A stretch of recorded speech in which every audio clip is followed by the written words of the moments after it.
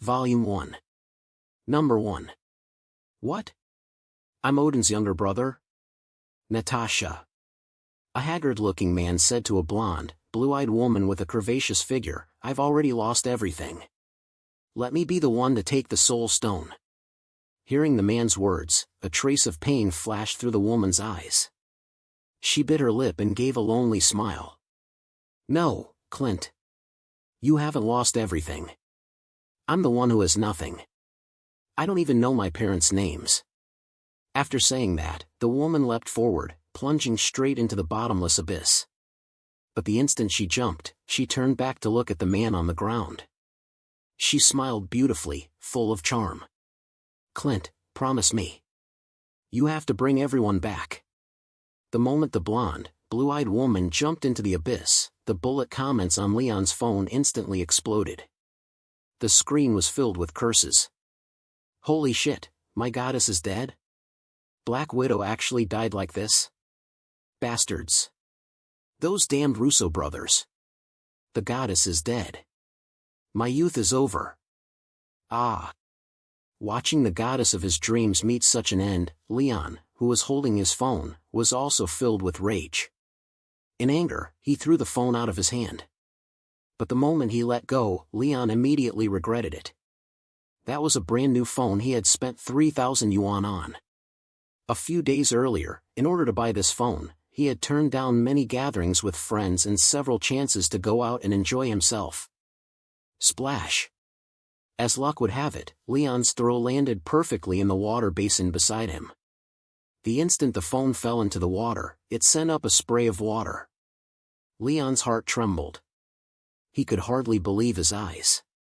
Half a minute later, he let out an extremely aggrieved wail. That's half a month of my salary. In the blink of an eye, Leon sprang to his feet with astonishing speed. But it was already too late. When Leon picked up the phone again, he realized that the phone in his hand had become much heavier than before. It felt dense and heavy, like one of those brick phones from the 80s. Thud. Leon was mentally and physically exhausted. He collapsed onto the floor, and the phone in his right hand slipped from his grasp and fell to the ground. I'm Iron Man. Just as Leon sat blankly on the floor, the phone that had clearly been soaked actually made a sound again. That line, which left Leon somewhat confused, was like a shot of sedative injected into his heart. Leon was overjoyed and hurriedly picked up the phone to check it again. But the moment Leon pressed the power button, Iron Man's figure flashed across the phone screen. Then it fell into darkness once more. Leon's heart suddenly clenched. Then he fell straight to the ground.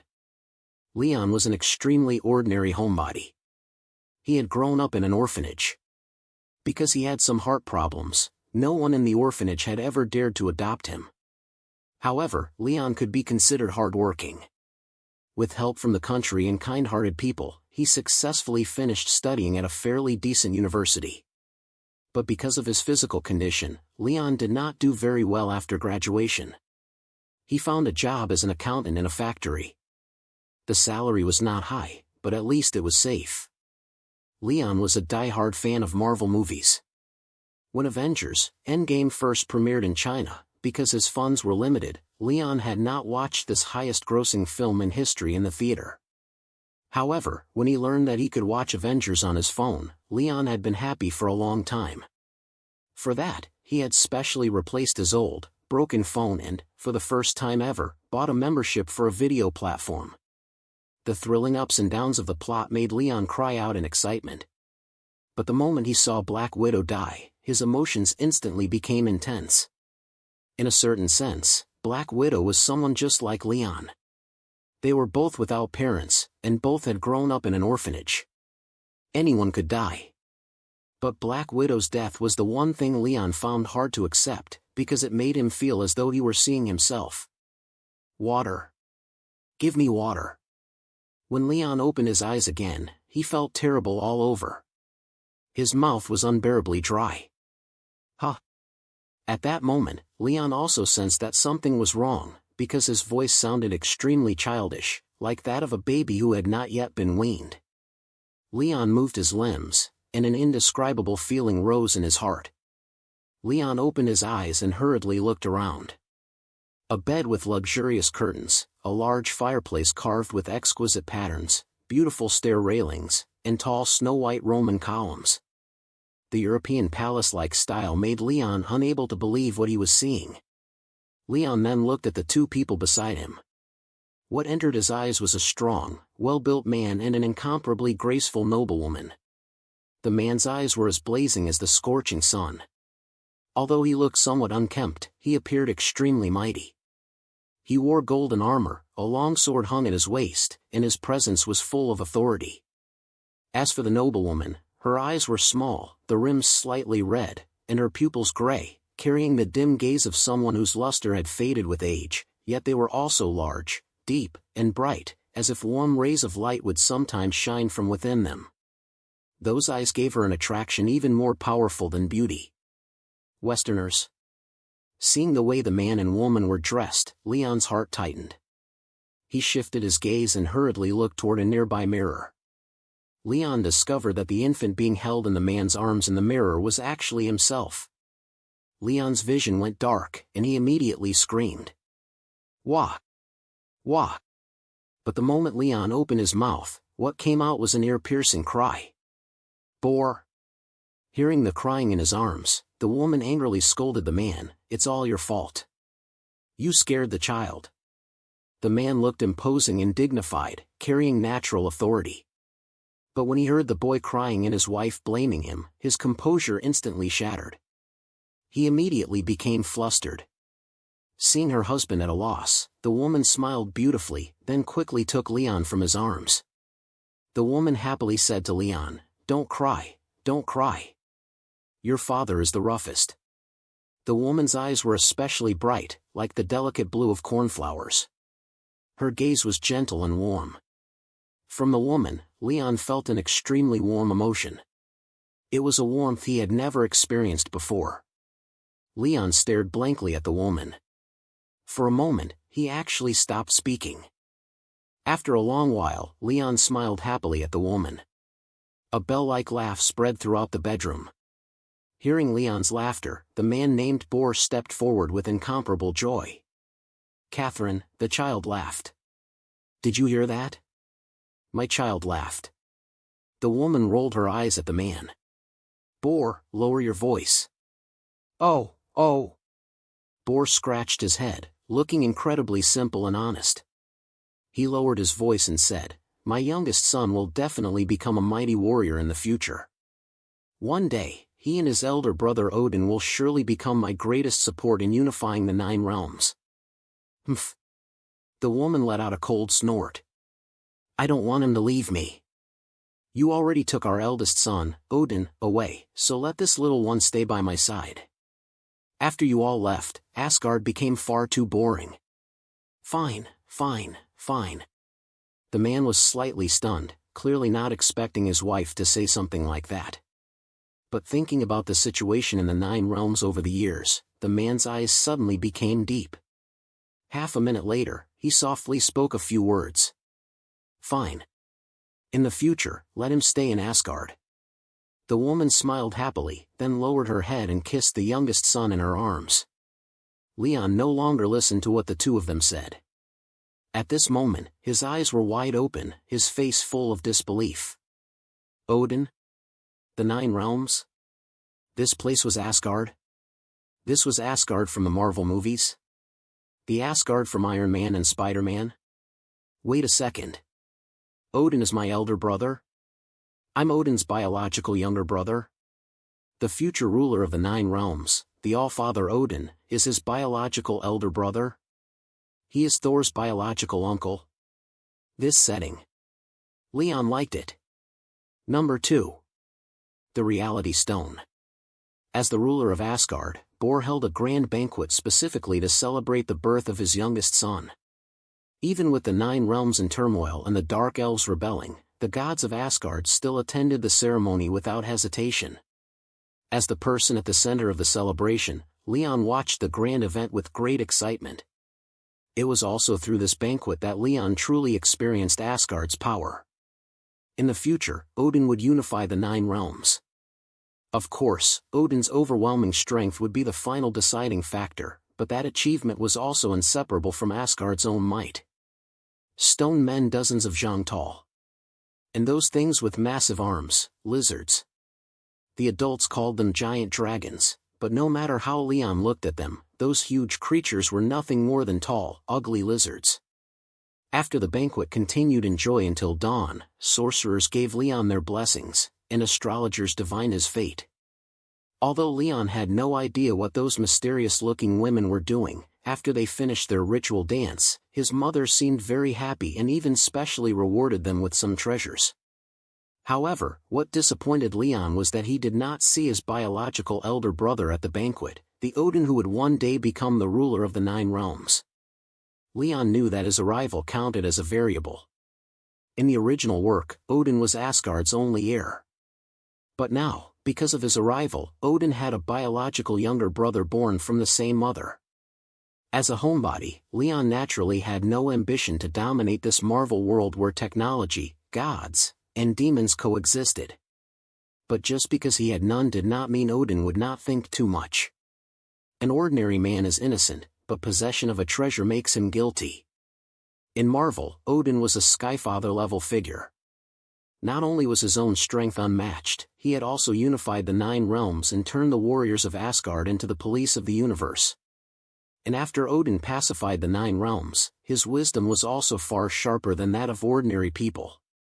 His skill as a monarch had reached a state of perfection. During his reign, Asgard had always remained the center of the 9 realms, and rebellions among the various races were rare. In short, this was not an elder brother who would be easy to get along with. In Asgard, Leon spent a happy childhood. Because Asgard itself was a world of gods and demons, the people living here were all godlike beings to the outside world. Therefore, when Leon was 3 years old, he could already run and jump around energetically, playing to his heart's content. This did not cause much of a stir in Asgard. Instead, some maids often praised Leon for being lively and active. To a mortal, Asgard was the divine realm, and the people who lived in Asgard were all immortals. The people here possessed lifespans far beyond those of ordinary beings. Their average lifespans were over 100 years, even over 1,000. Because of that, it was extremely normal for warriors here to campaign outside for decades, or even hundreds of years. Young Master Wells. Young Master Wells, the Queen is looking for you. At 10 years old, Leon still had not changed his energetic and restless personality. The Queen of Asgard often grew angry because she could not find him. Wells was the name Leon's father had personally given him. Unlike Odin, whose name carried the meaning of conqueror, Bor had worried endlessly over this youngest son. Originally, this king of Asgard had also wanted to give his youngest son an extremely cool and dazzling name. But Bor could not withstand Leon's mother whispering in his ear at night. As a result, this man who feared his wife a little gave Leon a very ordinary name. How ordinary was it? Leon felt that this name was similar to Gosheng or Tsuehua from his previous world. However, Leon did not mind. Although he had never left Asgard, within Asgard, his words worked better than anyone else's. At this time, Asgard was also a giant-level power among the 9 realms. Leon's elder brother, Odin, had already made an enormous name for himself beyond the 9 realms. Despite his young age, his reputation was already no weaker than their father's. Your Highness, the Queen is looking for you. Leon was currently floating in a pond. However, calling it a pond was not quite appropriate, because the pond covered an area of more than 100 kilometers. There were even steel warships stationed across its surface. Leon was lying comfortably on the water. As for the shout from earlier, he merely turned over and adopted a policy of completely ignoring it. Your Highness. Seeing that Leon remained indifferent to its words, waves surged across the pond. A massive figure leapt out of the water. Its scales were layered one upon another, and its tail fin burned with a blazing color. The moment it appeared, its body blocked the sunlight around the pond. Hey! Feeling the shade in the sky, Leon rubbed his eyes. Seeing the buildings several li away enter his vision, Leon curled his lips and said, Why did you stand up again? Leon's mother seemed unwilling to let him learn magic or combat techniques. Therefore, compared to ordinary people, Leon did not have much difference. In essence, Leon was just an ordinary person, so it was impossible for him to float on the pond. The reason he had been able to drift on the surface just now was because of this giant beast. He had been lying on the beast's head the whole time. This giant beast was a mount Leon's father had subdued in Jotunheim. Jotunheim was one of the 9 realms, the kingdom of giants.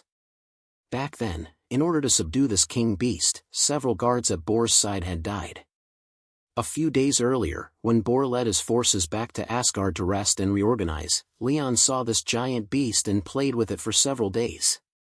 Seeing that his son liked his mount, Bor placed the giant beast by Leon's side.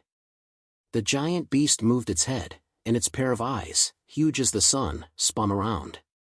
"Your Highness, the Queen is looking for you." "All right, then." Leon could not help but sigh. "Put me down." The giant beast grinned, then stretched out its wing and carefully took Leon down from its head before gently placing him on the grass. At that moment, 2 soldiers dressed in armor quickly walked to Leon's side. Seeing them, Leon happily said, "Uncles, has father returned?" Seeing that adorable face of Leon's wearing a smile that made one feel as if bathed in a spring breeze, the 2 soldiers hurriedly answered, "Yes, Your Highness. The king has returned and said he has something to discuss with you." Leon nodded in understanding. Inwardly, he thought, no wonder mother was urging me. So father has returned to Asgard. Leon no longer hesitated. He turned around and shouted at the giant beast, "Demon dragon, I'm heading back first. I'll come play with you another day." The giant beast grinned, then sank back to the bottom of the lake. Soon, the lake surface returned to calm. Not even a single ripple remained. Seeing this, Leon turned and walked toward the royal palace. 10 years of war had added a bit more steadiness to Bor's presence. However, when he saw Leon walk into the palace from the entrance, the dignity around him instantly vanished. He laughed loudly and said, "Oh. Wells, my dearest son. Father." Leon was also extremely happy. In his previous life, he had been an orphan. In this life, to have parents who loved him so dearly made Leon feel that heaven was making up for the regrets of his past life. "Ha ha ha." Bor carefully looked Leon over, then stretched out his right hand and patted Leon on the head. "Good lad, you've already grown so tall." Leon pouted, looking somewhat unhappy. "Father, you messed up my hair." "Ha ha." Seeing Leon's pitiful appearance, Bor burst into hearty laughter. "You too." At that moment, Leon's mother also walked out. Seeing Bor constantly playing around with Leon, she rolled her eyes. "You're just like children." Bor finally let go of Leon. He rubbed his nose and said, "It's rare for me to be this happy." After hearing the queen's words, Bor stopped fooling around. However, he wrapped one arm around Leon and showed no intention of letting go. Looking at Leon, who was nearly grown now, Bor put away the smile on his face. He said with extreme seriousness, "Wells, you've grown up. You're no longer a child, so I plan to make you into an outstanding warrior." Leon's mother stared blankly at Bor. Only after quite a while did she accept the news. She looked at Leon, then at Bor, and said, "Didn't you promise me?" "Catherine." Bor shook his head slightly. "Asgard still has many enemies. One day, we will also grow old. We can't protect Wells for his entire life." As he spoke, Bor paused, as though realizing that saying this would make his wife very sad. His tone softened again. "Just let him learn some skills for self-defense.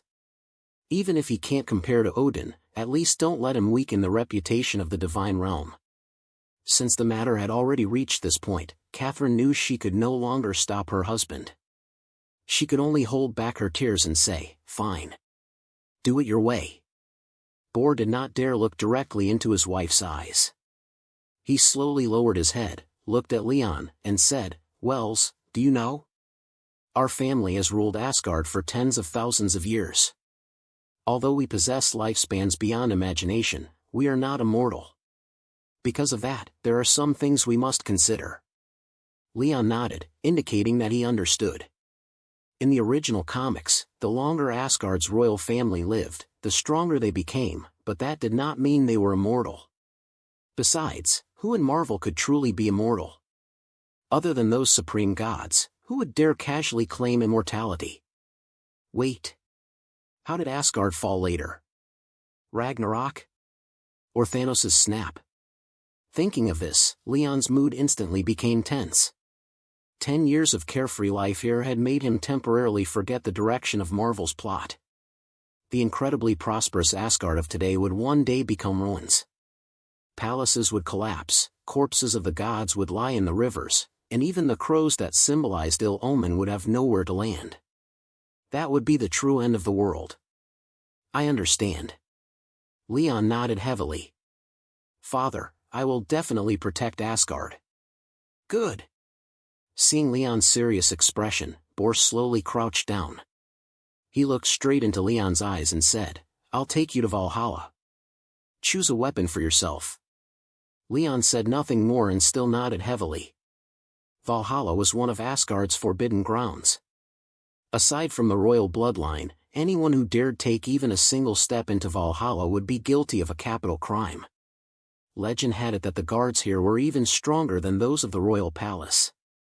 In the hearts of Asgard's people, Valhalla held an extraordinary status, because it not only buried the past kings of Asgard, but also many heroes who had died in battle protecting Asgard. According to legend, if Asgard ever faced a catastrophe of annihilation, even if the bodies of these fallen heroic spirits had already vanished, their souls would still pick up their weapons from the past, put on their decayed armor, and fight Asgard's final battle. Therefore, entering Valhalla after death was the greatest dream of many Asgardian warriors. Why did Father ask me to find a weapon here? Leon slowly walked into Valhalla. The four walls of the palace were lined with polished spears that shone brightly. However, the place was filled everywhere with a dark and gloomy aura, making Leon instinctively resist it. The roof of the palace was paved with golden shields. The seats inside were all covered with exquisite armor. There were no coffins stored here as Leon had imagined, only seats meticulously crafted by the dwarves. A very eye-catching line of words was carved into the wall, all warriors who die in battle shall enter this palace as honored guests. Leon muttered softly, oh, I remember now. After the strongest warriors of Asgard throughout history died, their weapons would also be buried with them in Valhalla. And this place doesn't only have weapons. The royal ancestors of past generations also placed some precious treasures here. Father wants me to gain the recognition of these heroic spirits. In Asgard, inheritance was an extremely serious matter. Even though Leon was Bor's biological son, he still had to follow this rule. In Leon's view, Valhalla was a strange place. The people were already dead, so how could they possibly fight for Asgard again? However, he did not dare speak with certainty. After all, this was a mythological world. Perhaps Asgard really did have a way to summon heroic souls. Leon raised his voice and shouted, I am Bor's youngest son. Esteemed ancestors and warriors, will you allow your weapons to follow me into battle? A cold wind blew past, and Leon could not help but shiver. The surroundings were completely silent. Leon awkwardly rubbed his nose. He had originally thought that if he shouted casually, the entire Valhalla would tremble, and countless weapons would appear before him for him to choose from. But in the end, that was nothing more than wishful thinking. Aside from being a transmigrator, it seemed that he had not shown any extraordinary talent so far. Suddenly, Leon thought of a method. His expression grew solemn. Looking at the empty Valhalla, Leon slowly said, Esteemed ancestors, and warriors who gave your lives for Asgard, can you bear to let your treasured swords remain silent here? Can you bear to watch the weapons that once shook the 9 realms become mere ornaments? Clang! The sound of a treasured sword leaving its sheath entered Leon's ears. In his heart, Leon cried out, there's a chance. Leon secretly hid his delight and continued speaking with righteous passion. Esteemed ancestors, there are some words I dare not say to my father. The moment I was born, I seemed to see the future. In the future, Asgard will face a great enemy. An unimaginable enemy. Later generations will call that disaster Ragnarok.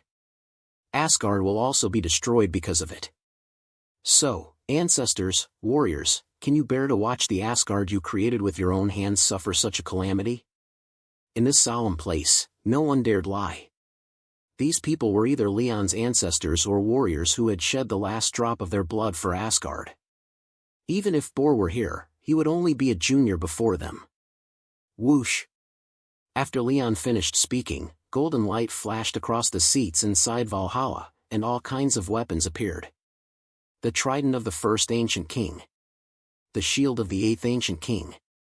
The spear of Asgard's greatest warrior. Hundreds of weapons appeared before Leon's eyes. In Asgard's historical records, all of these weapons had epic legends attached to them. Some had slaughtered giant dragons, while others had killed kings of the 9 realms. Only now did Leon truly feel Asgard's power. Without the hardship and pioneering of these people, how could Asgard have been called the divine realm by the beings of the 9 realms? When you stood personally before these weapons, it was as though you were witnessing the history of Asgard itself. Proud and confident. Can I take them all? Looking at these weapons that came with their own golden glow effect, Leon was momentarily troubled, because he did not know which one he should choose. Every weapon here was one of the finest blades in the world. Leon did not dare say which was better or worse, because doing so would be blasphemy against these warriors. People had differences in strength, but weapons did not. There were only people who held weapons and lost battles. There were no failed weapons. Boom! Hearing Leon's words, those weapons actually released a rumbling sound, as if they were accusing him. Joking, I was joking. Seeing this, Leon hurriedly said, "Don't take it seriously. I just said it casually." At this moment, Leon suddenly understood something. Kings did not meet kings. These divine weapons were all the kingly weapons of their respective eras, all top-tier existences. They all had their own dignity. To make them serve the same master together was almost impossible. Perhaps Leon could do it in the future, but the current Leon was probably not qualified enough. Huh! Leon discovered that in one corner, a massive scorching red light had actually appeared. Although it was somewhat dim, among this group of golden, dazzling weapons, it happened to stand out so clearly. Leon seemed to remember something. A warm current surged into his heart, and his entire body became exceptionally excited. The Reality Stone. The Reality Stone is actually in Valhalla. Number 3. News of Midgard. Having lived 2 lives, Leon believed he could already hide his emotions perfectly. But the moment he saw the Reality Stone, he realized just how childish he had been. The Reality Stone. That was the Reality Stone, one of the 6 Infinity Stones of the Marvel Universe. Before the universe was born, there were 6 singularities. Then the universe exploded into existence. The remnants of those 6 singularity systems fused into concentrated solid masses, eventually forming 6 powerful stones, the Infinity Stones. These 6 stones were the Space Stone, the Mind Stone, the Power Stone, the Time Stone, the Soul Stone, and the Reality Stone before Leon now. Each of these 6 stones possessed the power to reshape heaven and earth. In the Marvel Universe, they were unquestionably supreme divine artifacts. Later, Thanos would also complete his dream precisely because he had gathered all 6 stones. Half the population of the entire universe. Both the number of lives and the number of races involved were astronomical. Thanos' action was practically deranged, but it also reflected just how powerful the Infinity Stones were from another angle. No matter how powerful a life form was, before these 6 stones, they were nothing more than a sound. Leon stared at that massive crimson light with a shocked expression. Even if he were beaten to death, he never would have imagined seeing the Reality Stone inside Asgard's Valhalla. In the Marvel movies, the Reality Stone first appeared in Thor, the Dark World. Its story background could even be traced back to ancient times. Before the 9 realms were unified, the Dark Elves were defeated by Odin's ancestors, and the Reality Stone was ordered to be buried deep underground by Odin's ancestor. Later, by pure accident, the reality stone entered the body of Thor's ex-girlfriend, Jane Foster. In the end, it was taken by the leader of the Dark Elves, Malekith. After Thor defeated Malekith, he sent it to the Collector. It was also there that Thanos obtained it with ease. Leon knew that the Dark Elves had once possessed the reality stone, but the 6 stones had existed since the beginning of the universe. The Dark Elves were only one of its owners. If one traced back hundreds of thousands of years, the reality stone's owners were too numerous to count. The elves, the giants, and humans were all possibilities. In that case, the royal family of Asgard had also once obtained the reality stone. But for some reason, the Asgardian royal family seemed to look down on all 6 stones. They clearly possessed heaven-defying properties, yet the Asgardian royals regarded them like weeds and discarded them like worn-out shoes. Could it be? This matter involved both the Asgardian royal family and the 6 Infinity Stones, and Leon's thoughts turned rapidly. But just as Leon was staring fixedly at the reality stone, the golden light on the hundreds of weapons in Valhalla suddenly vanished. The crimson mass wrapped around the reality stone flew toward Leon. At that moment, for some unknown reason, Valhalla suddenly gained a faint killing intent. Leon shivered all over. Leon asked with trembling lips, "Are you angry?" The reality stone landed in Leon's hand, and at the same time, the killing intent inside Valhalla grew increasingly intense. These weapons seemed to want Leon to leave Valhalla as quickly as possible. There was a trace of impatience in their anger, as if Leon had made an extremely irrational decision. "Leave."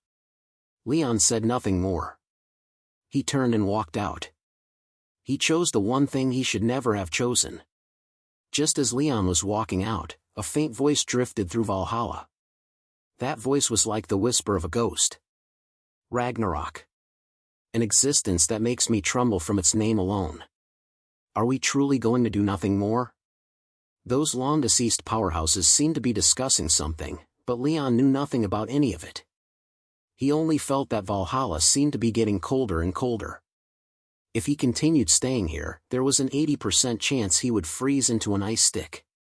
Suddenly, dazzling light burst out from a throne. Asgard is the homeland of the gods. How could I allow it to perish? Hearing this voice, the whispers inside Valhalla instantly stopped. The first ancient king of Asgard, a legendary ancient deity, was the one who had personally founded Asgard. The royals in Valhalla were all merely his descendants, while the heroes who had died fighting for Asgard had grown up listening to his legends. "I go." That voice said nothing else. It flew straight toward Leon, then swiftly entered Leon's body. Ah! Leon's entire body shook, and his little head began shaking like a rattled drum at that moment. Everyone inside Valhalla stared blankly at Leon. They seemed to have never expected the first ancient king to be so decisive. "Good. As expected of my idol." A domineering voice rang out. Immediately after, another beam of golden light flew toward Leon as well. Everyone froze again, then smiled as if released from something. I didn't expect the first warrior to still be so reckless. Asgard's first warrior. This was a name that could not be erased from the history of the 9 realms. Although he had not lived very long, his strength within Valhalla was absolutely among the top 3. If this Valhalla truly could allow them to revive, then the first warrior would definitely have been among the earliest group to return from death to life. And today, even he had given up his chance at resurrection for Asgard. In that case, how could people like them, whose chances of revival were not very high to begin with, choose to cling to life? Then, I'll go as well. I once fought across the 9 realms. Even the giant king born with divine strength had his head cut off by me. Today, let me offer my final bit of strength for Asgard once more. More and more voices rang out. Then, brilliant light erupted inside Valhalla. Those rays of light rushed toward Leon one after another, as if afraid of being a step too late. For some reason, Bor noticed that Leon, who had just walked out of Valhalla, seemed somewhat off. But he could not say exactly what was wrong. However, seeing that his son's hands were empty, Bor's heart skipped. He forced a smile and said, "Did the ancestors not recognize you?" In Asgard, failing to receive the recognition and protection of one's ancestors was an extremely terrible thing. Even if they were Asgardian royalty, others would still gossip about it. Recognition? Even the first warrior chose me. Leon muttered in his heart, but he did not dare tell anyone what had happened inside Valhalla. After all, it was far too shocking. Moreover, when it came to Ragnarok, Leon could not explain the reason behind it clearly. Still, Leon knew Bor cared about the fact that he had not brought out an ancestor's weapon from Valhalla. This was no small matter.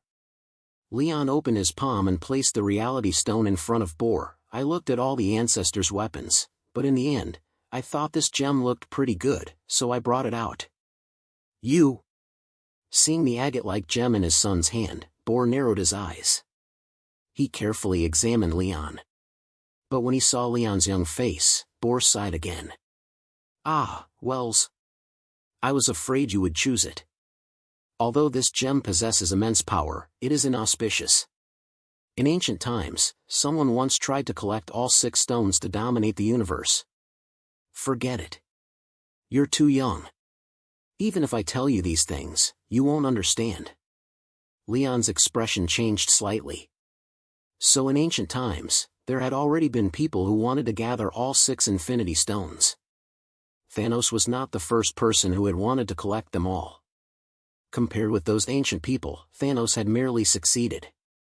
What comforted Leon was that Bor seemed to know that as long as one could control all 6 stones, one could dominate the universe. Yet he had not done so. Instead, he even regarded the Infinity Stones as inauspicious. In that case, the Asgardian royal family was far stronger than those people with sinister intentions. "Leave us." Bor waved his hand, dismissing the guards around them. He crouched down halfway, looked at his son, and said seriously, "Wells, do you know why your mother doesn't want you to learn magic or combat techniques?" Leon's expression also became serious. He nodded to show that he knew. "Mother doesn't want me to compete with elder brother for Asgard's throne." As for that elder brother he had never met even once, Leon understood very clearly. He knew Odin was also avoiding him. Asgard could only have one heir. If Leon was determined to fight for the throne, then fratricide in the future would be unavoidable. Bor froze, seemingly not expecting his youngest son to be someone who understood things so well. At this moment, he actually became somewhat hesitant. "Do you blame your father and mother for doing this?" At this moment, Bor no longer had even the slightest dignity of a monarch. He was like a father troubled over family inheritance. Both sons were flesh from his palms and the backs of his hands. He simply could not cut either one away. "No." Leon shook his head. "I'm not suited to being a king. If I ascended the throne, I'd definitely drown myself in luxury and pleasure and become a foolish ruler." "Ha ha." Bor could not help but laugh. Hearing Leon's words, he seemed to let out a breath of relief. Bor patted Leon on the shoulder.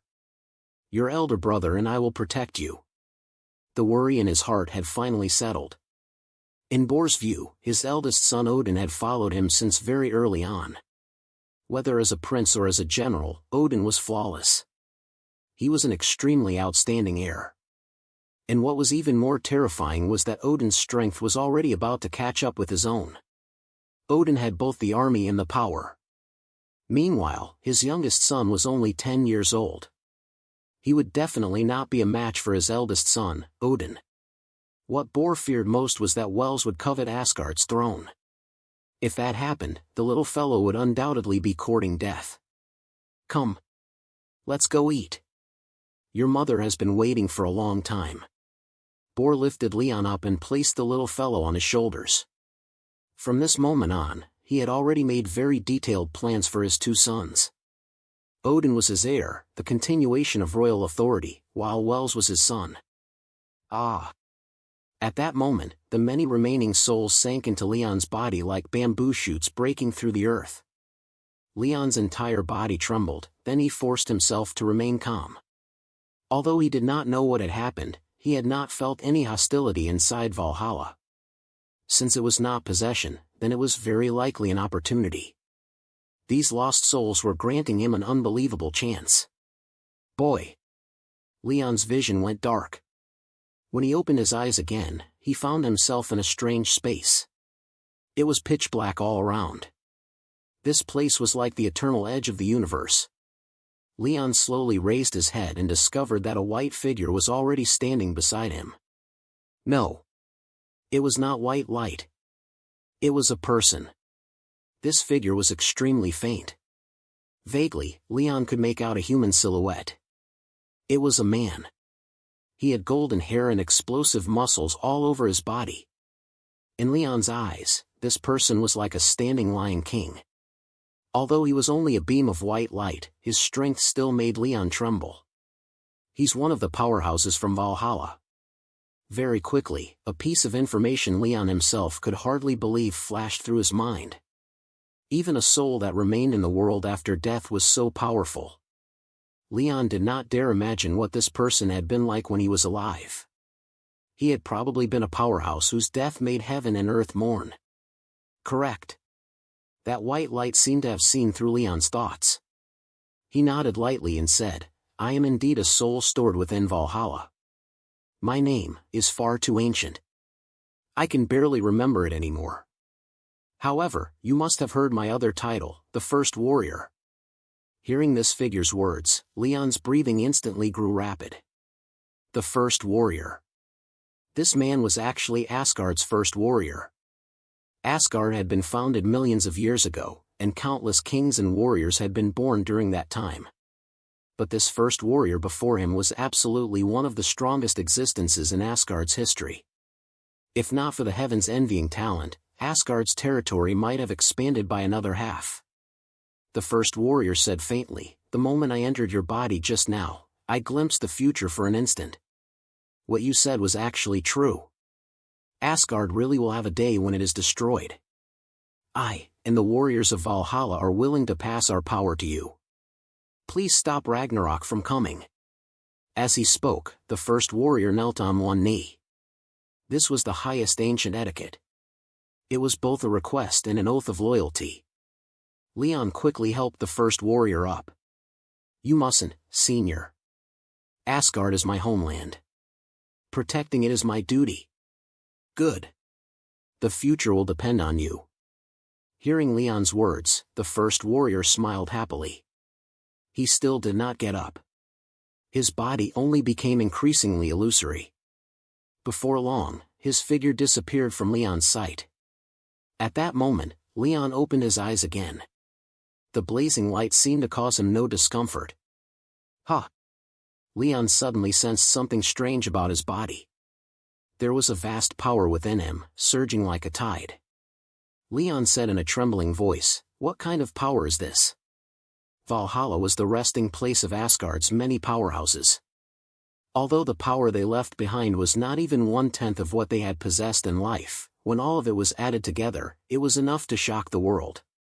Wells! Leon was overwhelmed by this enormous joy. Without realizing it, he found that he had already arrived outside Valhalla. Only after hearing his father Bor call out did Leon finally recover from his shock. Seeing his son's confused expression, Bor frowned. "What's wrong?" Leon looked at the magnificent Asgard and the ancient royal palace. Countless emotions surged through his heart. He suddenly felt that he did not want to stay here anymore. He wanted to visit the Nine Realms, or perhaps Midgard. After eating, Leon leisurely walked toward one of Asgard's important locations. If he truly left Asgard one day, then he would definitely leave from here. A black figure descended before Leon. "Your Highness, Heimdall, one of the powerful ancient gods of Asgard." In the Marvel movies, he could observe any corner of the Nine Realms anytime and anywhere, somewhat similar to clairvoyance and clairaudience. At the same time, Heimdall was also the guardian of the Bifrost. Anyone who attempted to enter or leave Asgard could not escape his eyes. Although Leon had given up Asgard's inheritance rights, he had not given up his pursuit of strength. If one day he truly wanted to leave Asgard, then the Bifrost would be his only route. Looking at the dark-skinned man before him, Leon smiled faintly. Heimdall, can you help me take a look at the situation in Midgard? Heimdall was suddenly stunned, seemingly not expecting Leon to ask about Midgard. However, Leon was, after all, a prince of Asgard and the queen's most beloved son. Heimdall did not dare have any reason to refuse. Heimdall respectfully replied, "The human world is very far from us. Right now, they have not shown even the slightest sign of modern civilization." Leon nodded. Oh, so that's how it is. Leon had arrived too early. There was still a very long time before the Avengers would be established. Not to mention anything else, Thor had not even been born yet. Even Odin had not become the king of Asgard. He still had plenty of time. Enough time to rewrite the script of Ragnarok. All right, Heimdall. Thanks for your trouble. Leon no longer hesitated. He turned and left the Bifrost. Number 4. The Dark Elves attack. Bang! Leon was sent flying by a figure. His landing was so ugly that even the maid beside him could hardly bear to keep watching. Leon patted the dust off his body, using it to hide his embarrassment. Then he said to his opponent, Heimdall again, "Your Highness." Seeing that Leon still refused to give up, Heimdall looked somewhat helpless. He lowered the weapon in his hand and said to Leon with dissatisfaction, "Your Highness, you have come to spar with me every day for all these years. I am not your teacher. My duty is to protect Asgard." Ha ha ha. Leon laughed loudly, then also lowered the weapon in his hand. Seeing Leon stop fighting, the maid at the side quickly handed over a silk handkerchief to wipe his sweat. Leon gladly took it from her. Looking at the handsome and graceful Leon, the maid's face turned red, and her heart thumped wildly, like a startled deer. After wiping the sweat from his face, Leon handed the handkerchief back to the maid. He also noticed something strange about her, but he said nothing. After all, being handsome was not his fault. Leon looked at Heimdall again. "After accompanying me for so many years, what do you think of my strength now?" 10 years had already passed since Leon began paying attention to the situation in Midgard. For the past 10 years, Leon had come to Heimdall every day to spar. Although it was called sparring in name, in reality, Heimdall had always been teaching Leon martial arts. Leon had also grown from a child into a handsome young man. In terms of his own cultivation, Leon had also gone from a beginner who could not even hold a weapon steady to a warrior who could fight fiercely against Heimdall. Heimdall was not some security guard-like figure. The Bifrost was Asgard's sharp weapon for waging war across the 9 realms. Through it, Asgard could send its army to any corner of the 9 realms at will. This was an extremely tyrannical ability. As the guardian of the Bifrost, if Heimdall were not powerful, Bor would never have placed him in such an important position. Heimdall hesitated for a moment. But when he saw the expectation in Leon's eyes, the softness deep in Heimdall's heart was moved by him. He slowly said, "Your Highness's strength has already surpassed many generals of Asgard." Leon continued asking, "Compared to my elder brother?" Odin. Heimdall shook his head. "The eldest prince's current strength may already be above mine." Heimdall said this very tactfully. He did not directly state the gap in strength between the two princes. He only said that Odin's strength was above his own. Ha ha ha. Leon laughed aloud. "I didn't expect a thick-browed, big-eyed man like you to say something like that." Leon was not stupid. He knew that the reason Heimdall said this was actually to spare his feelings. After all, Leon was no longer the little child from back then who could not even hold a sword steady. Heimdall said nothing. He only grinned. Through 10 years of companionship, Heimdall and Leon's relationship had already reached the point of being both teacher and friend. Because of that, Heimdall would also tell Leon some secrets of the 9 realms. Heimdall lowered his voice and said, "Your Highness, your talent is still quite good. In the future, perhaps you may even surpass King Bor."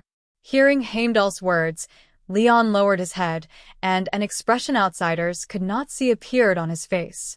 "Surpass my father?" Leon snorted in a voice no outsider could hear. At that moment, Heimdall's left eye suddenly twitched. He swiftly turned and looked in one direction. Heimdall's expression changed abruptly. he said in shock. Svartalfheim, something has happened. Svartalfheim, one of the 9 realms, was the place where the Dark Elves lived. What happened?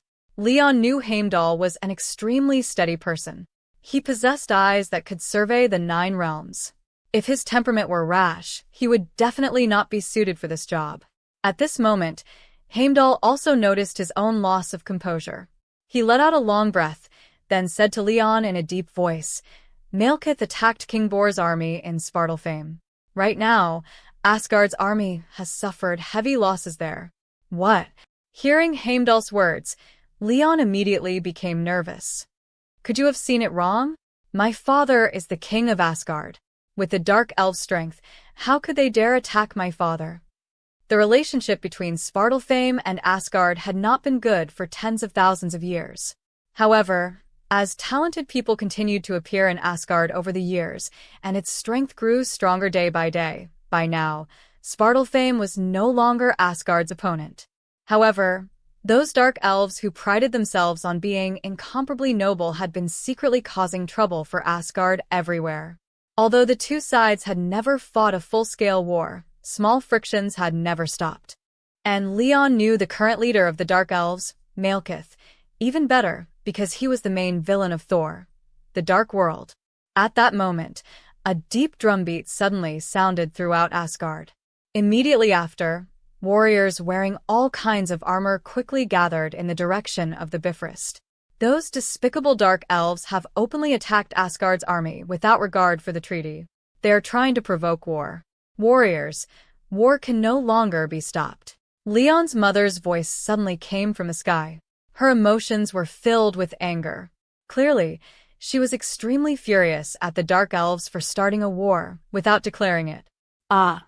Hearing the queen's voice, the maid beside Leon became very frightened. Seeing her like this, Leon waved his hand and dismissed her. Where is my elder brother? With only Leon and Heimdall left at the Bifrost, Leon struck directly at the key point. Quickly have him lead troops to reinforce father. Although Leon was already 20 years old now, he still had never met that elder brother born from the same mother even once. However, over the years, he had truly come to understand how formidable Odin was. He had heard that his father had already withdrawn to the second line now, and the commander of Asgard's army was Leon's elder brother, Odin. Odin fought campaigns outside and rarely lost. Despite his young age, he already had the bearing of a king no weaker than Bor. Heimdall's eyes lit up. He quickly looked in a certain direction. But very soon, a dispirited look appeared on his face. Prince Odin is not in Svartalfheim. He is dealing with those dwarves. Leon immediately grew anxious. Damn it, this is a conspiracy. Although Malekith and the Dark Elves under his command were also a major power among the 9 realms, compared to the flourishing Asgard, they were still somewhat inferior. If Odin joined forces with his father, Malekith would absolutely not dare attack Asgard's army. Quick, quick, quick. Very soon, Asgard soldiers also gathered toward the Bifrost. Among them, a general dressed in armor gave Leon a military salute, then arrived beside Heimdall. He said to Heimdall, "Open the Bifrost quickly. My army needs to head to Svartalfheim." "All right." Heimdall nodded, then swiftly drew his weapon. The long sword was inserted into the ground by Heimdall. Afterward, dozens of different beams of light gathered into a corridor whose end could not be seen at a glance. At this point, a Bifrost from Asgard to Svartalfheim officially formed. Heimdall gripped the long sword with both hands, his face somewhat pale. He said to the general, "Please pass through quickly." "Good." The general looked deeply at Heimdall, then was the first to step into the Bifrost. Seeing that their leader had already entered the Bifrost, the soldiers also marched onto it in a grand formation. By the time Heimdall sent this entire army onto the Bifrost, half an hour had already passed. After sending off the last person, Heimdall pulled out his weapon with thunderous speed. He wiped the fine sweat from his forehead, turned to Leon and said, "Your Highness, guarding the Bifrost is not a good job." Your Highness. Where was there even half a shadow behind Heimdall? Only Heimdall remained in the spacious hall. Heimdall sensed something and quickly looked towards Svartalfheim. It would have been better if he had not looked, because one glance scared him badly. At this moment, Leon had actually appeared on the battlefield of Svartalfheim. Your Highness. At this moment, Heimdall was truly panicked. He knew how much the Queen loved this youngest son. If Leon was harmed, the Queen would most likely blame him. Moreover, after 10 years of companionship, Heimdall was, in a certain sense, Leon's teacher. If Leon truly died in battle in Svartalfheim, even if the Queen did not punish him in the end, Heimdall himself would not feel good about it. Heimdall quickly looked towards Svartalfheim. He had to keep track of Leon's information at all times. If something unexpected happened, he would personally go to Svartalfheim after the war ended and bring back Leon's corpse. A pillar of light descended from the sky. Asgardian soldiers were like heavenly gods carrying out judgment as they swung their weapons and charged toward the Dark Elves. Leon stared blankly at Svartalfheim. The sky here was pitch black, and the air carried the smell of blood. But more than that, there were grains of sand visible to the naked eye. Looking at this scene, only 2 words appeared in Leon's eyes: desolate. Could people really live here? How did those Dark Elves survive in a place like this? Just as Leon was sizing up Svartalfheim, a Dark Elf beside him charged toward him. Despicable Asgardian, die. The Dark Elves wore silver-armored battle robes and silver masks that only revealed their eyes. The skin exposed outside was extremely old and withered. Leon looked coldly at this Dark Elf. But just as the Dark Elf was less than 1 meter away from his body, Leon directly extended his fist and smashed it heavily into the Dark Elf's abdomen. The Dark Elf immediately flew backward. A few seconds later, he crashed heavily onto the ground. The fall left him dizzy and dazed, his consciousness blurry, and his mind a complete mess. He tried with all his might to stand up, but his body seemed to refuse to obey. Leon narrowed his eyes slightly, and an evil smile curved at the corner of his mouth. He slowly stretched out both hands, raised his head, and the curve of his lips kept widening. Is that all? The Dark Elf, who had been blown away by Leon's punch, clearly had not expected Leon to be this powerful. He stood up trembling, and after that punch, his already aged face became even more unsightly. The Dark Elf looked at Leon uneasily, a rare fear in his eyes. How is this possible? Svartalfheim and Asgard had now become mortal enemies. This Dark Elf had chosen Leon as his opponent only because he saw that Leon did not seem very old. But he never imagined that this young man would be such a tough opponent, seriously injuring him with just 1 punch. Leon shrugged. However, seeing that the Dark Elf had stood up again, a look of approval appeared in Leon's eyes. Not bad. That's more like it. If you couldn't even take 1 punch from me, what right would the Dark Elves have to challenge Asgard? Go die. At that moment, Leon no longer intended to keep wasting time with this Dark Elf. This was not a battle between the 2 of them. This was a war between 2 civilizations. The Dark Elf struggled to stand, but when he looked at Leon again, he discovered that Leon's figure had already disappeared from in front of him. At that moment, his entire body went cold, and he shouted, "Not good." Too late. At some unknown point, Leon had already appeared behind the Dark Elf.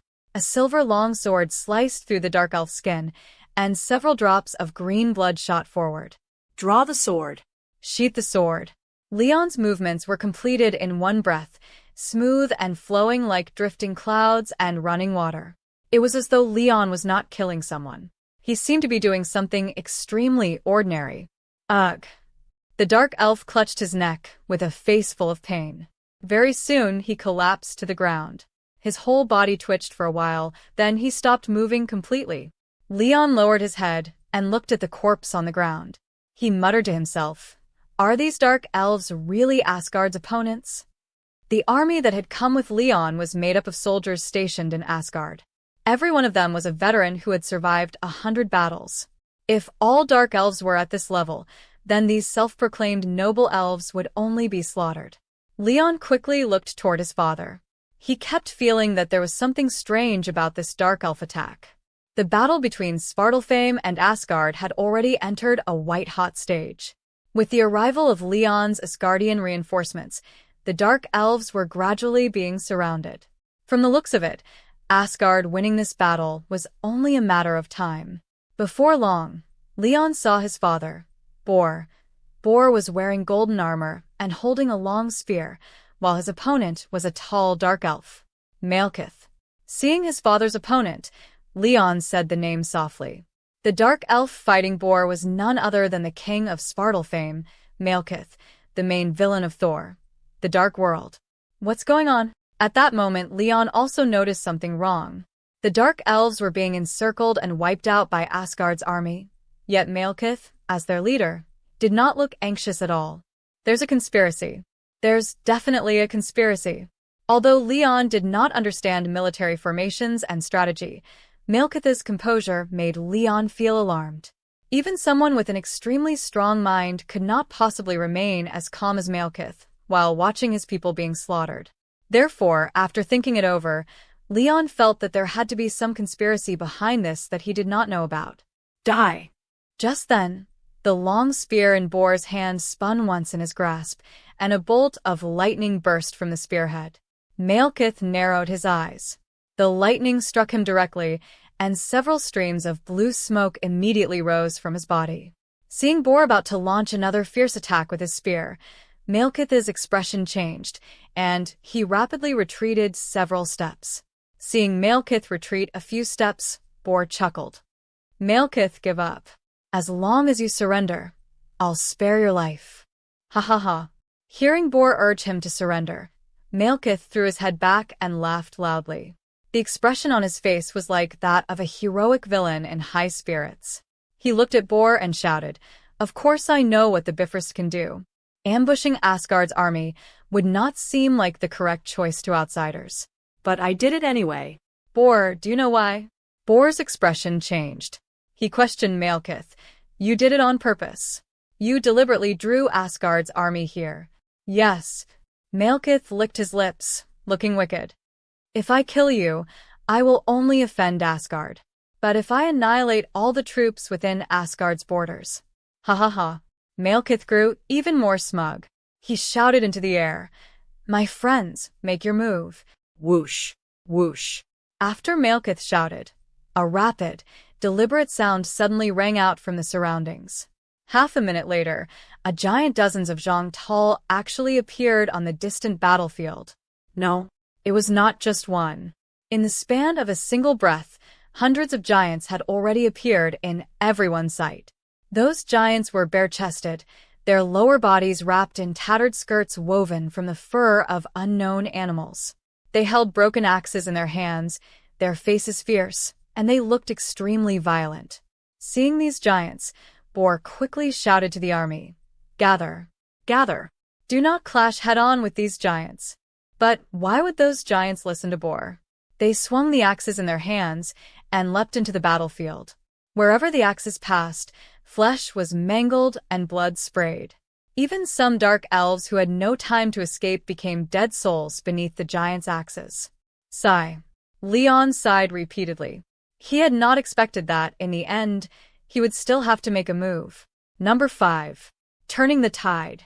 Leon took 2 steps forward, but just as he was about to begin a massacre, he suddenly felt that something was wrong. If he made a move, some of his secrets might be exposed, and Leon had still not prepared himself mentally for that. Leon looked at the soldiers who were constantly retreating, his gaze flickering. These giants all came from one place, Jotunheim. Only in Jotunheim could so many giants be gathered at once. Once, the giants had also been a major power among the 9 realms. But as the era developed, these giants who only knew how to use brute force had gradually been abandoned by the times. For the past few thousand years, Jotunheim had always been the most backward planet among the 9 realms. The giants had not been defeated by any force. What defeated them was laziness and a refusal to make progress. Forget it. I'll hide my identity for now. Leon thought for a moment, then lightly snapped his fingers. In an instant, Leon was covered in a loose black robe. This black robe not only concealed Leon's figure, but also covered his face. Outsiders could not see anything unusual at all. Heh! At that moment, a giant swept his axe across a wide area. Wherever the axe blade passed, blood and flesh flew, and screams filled the air, courting death. Seeing the axe swing toward him, Leon let out a soft scold, then lightly raised his right hand and caught the axe handle in one move. The giant's face was covered in dust, and his body carried a foul stench, as if he had never bathed in his entire life. The moment they came into contact, Leon nearly fainted. The instant the giant saw Leon grab his axe handle, his expression stiffened. He roared at Leon, "The people of Jotunheim are born with great strength." Leon said nothing. He tightly gripped the giant's weapon and allowed the giant to struggle for it, but the axe still did not move forward even half a chi. Ah! Ah! Seeing that his weapon remained completely unmoving in the hands of this small black-robed figure, the giant howled in anger. He reached out with his other palm and prepared to slap Leon on the head. "You're not stupid after all." Leon smiled faintly. Then he released the giant's axe handle. With a light tap of one foot against the ground, his body shot into the air like an arrow from a bow. Boom! Leon clashed head-on with the giant's palm in midair. A loud explosion burst beside their ears. The giant's expression changed, seemingly not expecting Leon's strength to be so great. "Go die." Leon's body spun once in the air. At that critical instant, Leon nimbly avoided another giant's fist. A breath later, he arrived in midair. Leon loosened his fingers, then clenched them tightly. His fists shot straight toward the two giants ahead. Bang! Bang! Leon's fists actually produced a piercing sonic boom in the air. How could the giants have ever seen such a scene? The two of them retreated at high speed, but those two flying fists arrived in the blink of an eye. Thud! The two giants' faces went dark, and then they fell straight to the ground. Seeing the two giants collapse, Leon did not care whether they were dead or alive. He leapt into the air and looked down at the Asgardian army on the ground, which was desperately resisting the attacks of the Dark Elves and the giants. Then he shouted with all his strength, "All of you, stop." Leon's voice formed a visible wave in the air. Wherever the sound wave passed, the armies of all three sides felt a wave of dizziness. They quickly covered their ears. The originally clamorous battlefield instantly fell silent because of Leon's roar. For a moment, everyone actually forgot to keep fighting. They all raised their heads at the same time and looked toward the sky. This was the first time Leon had been stared at by so many people, so he inevitably felt somewhat strange inside. But thinking about Asgard's situation, he could only forcefully suppress the discomfort in his heart. "You?" Leon softly spat out two words, then instantly stopped. His voice was far too tender. The people on the ground had lived for thousands of years, or even tens of thousands of years. Even their eyelashes were hollow. Trying to fool them was truly not easy. Leon lowered his voice and slowly said, "You all are fighting so noisily that it's making me irritated. This old man finally managed to sleep here, and you..." But before Leon could finish, someone walked out from the giant army. He cursed loudly at Leon in the sky. "Old thing, who are you?" Leon deliberately made his voice sound weathered, like an old monster who had lived for tens of thousands of years. Leon no longer spoke. He lowered his head and looked at the person who had just walked out from the giant's camp. This person wore armor and was dressed far more decently than any other giant present. However, his height was only half that of a normal giant. Among that giant army, he looked like a dwarf. But when this person walked out, all the giants fell silent. They looked at the man ahead with reverence on their faces. Jotunheim's royal family? Seeing the man in front of the giant camp, Leon seemed to understand something. In ancient times, the giants had also been a great power and had once possessed an extremely brilliant civilization. Although the giant race had lost its former glory, the bloodline of the leader who had once created giant civilization had successfully been passed down and had become the royal family of Jotunheim. In Jotunheim, the royal family was also respectfully known as the Golden Bloodline. Their height was only half that of normal giants, but their wisdom and strength far surpassed the other giants. Just like the giant in Leon's eyes right now. Leon lowered his head and said faintly, "Young man, You must learn to respect the old and cherish the young. Ha ha ha. Hearing Leon's words, the giant from Jotunheim's royal family burst into loud laughter. Old man, did you sleep until your brain broke? You're talking to me about respecting the old and cherishing the young. My heavens, someone is actually lecturing me about respecting the old and cherishing the young. Hee hee hee. The giants also began laughing one after another, their laughter full of disdain. Sigh. After letting out a long sigh, Leon stretched out his right hand toward the giant with Jotunheim's royal bloodline. Whoosh. In an instant, the royal from Jotunheim suddenly flew into the air. Leon stared at him expressionlessly. Seeing that he had actually flown into the air, the giant panicked. He roared at Leon. Old thing, put me down. Put me down now.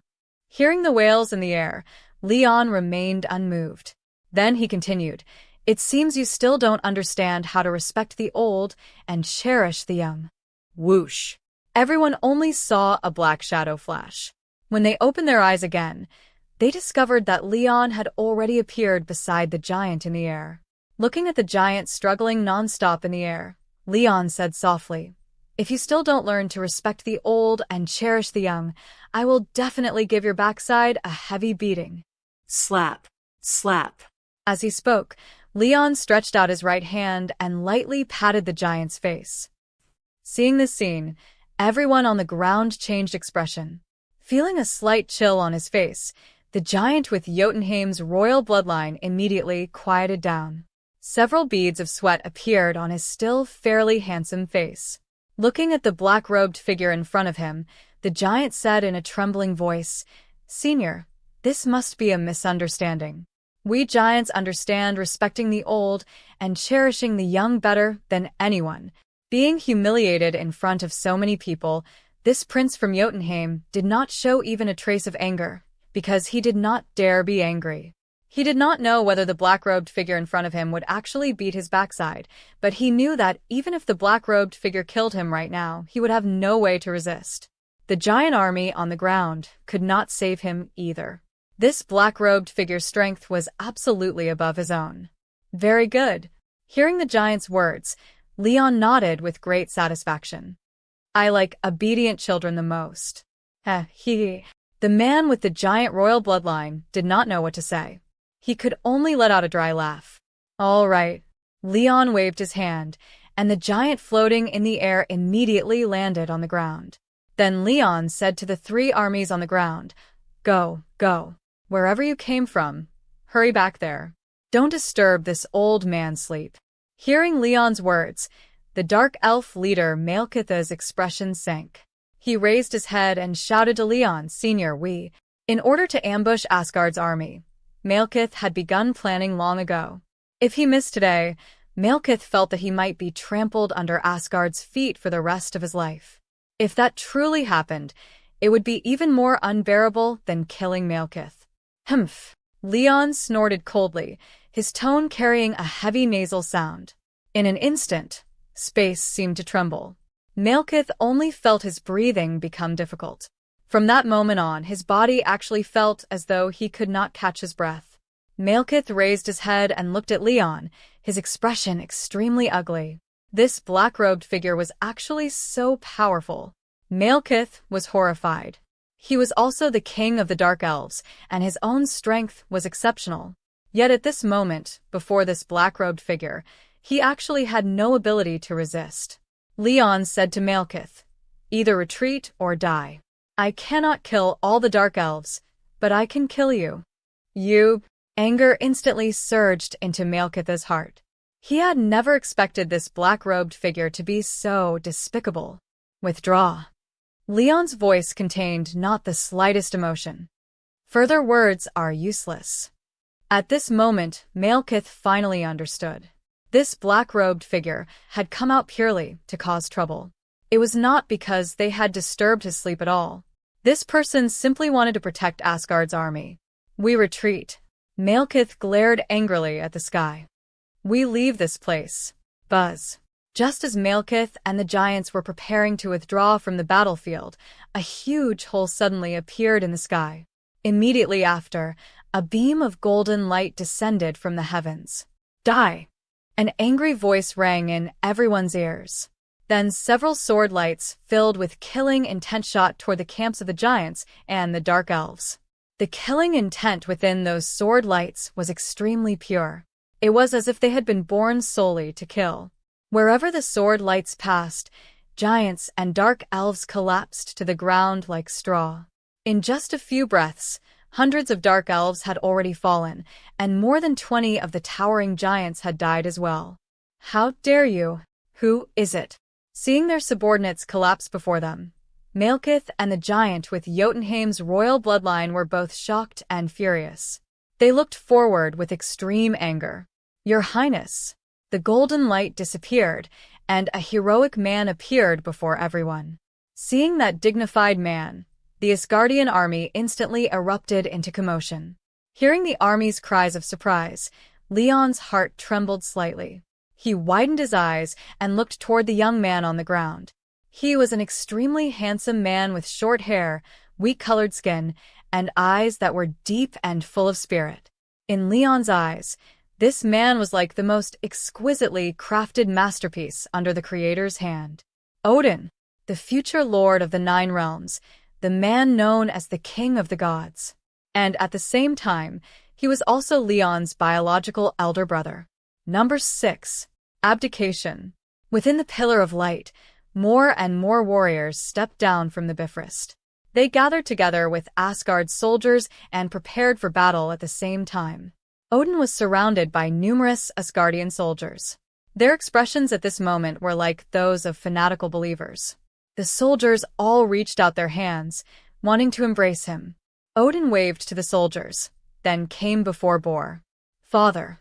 Odin knelt on one knee before Bor. I arrived late. Bor quickly helped Odin up. Although he knew this was his son, Odin was also the future king of Asgard. A king never needed to kneel to anyone. Father. After Odin stood up, his expression slowly turned cold. He looked at the giants and Dark Elves ahead and said, "This time, we can wipe them all out in one move. Kill them, and at the very least, Jotunheim and Svartalfheim will not have another war for 1,000 years."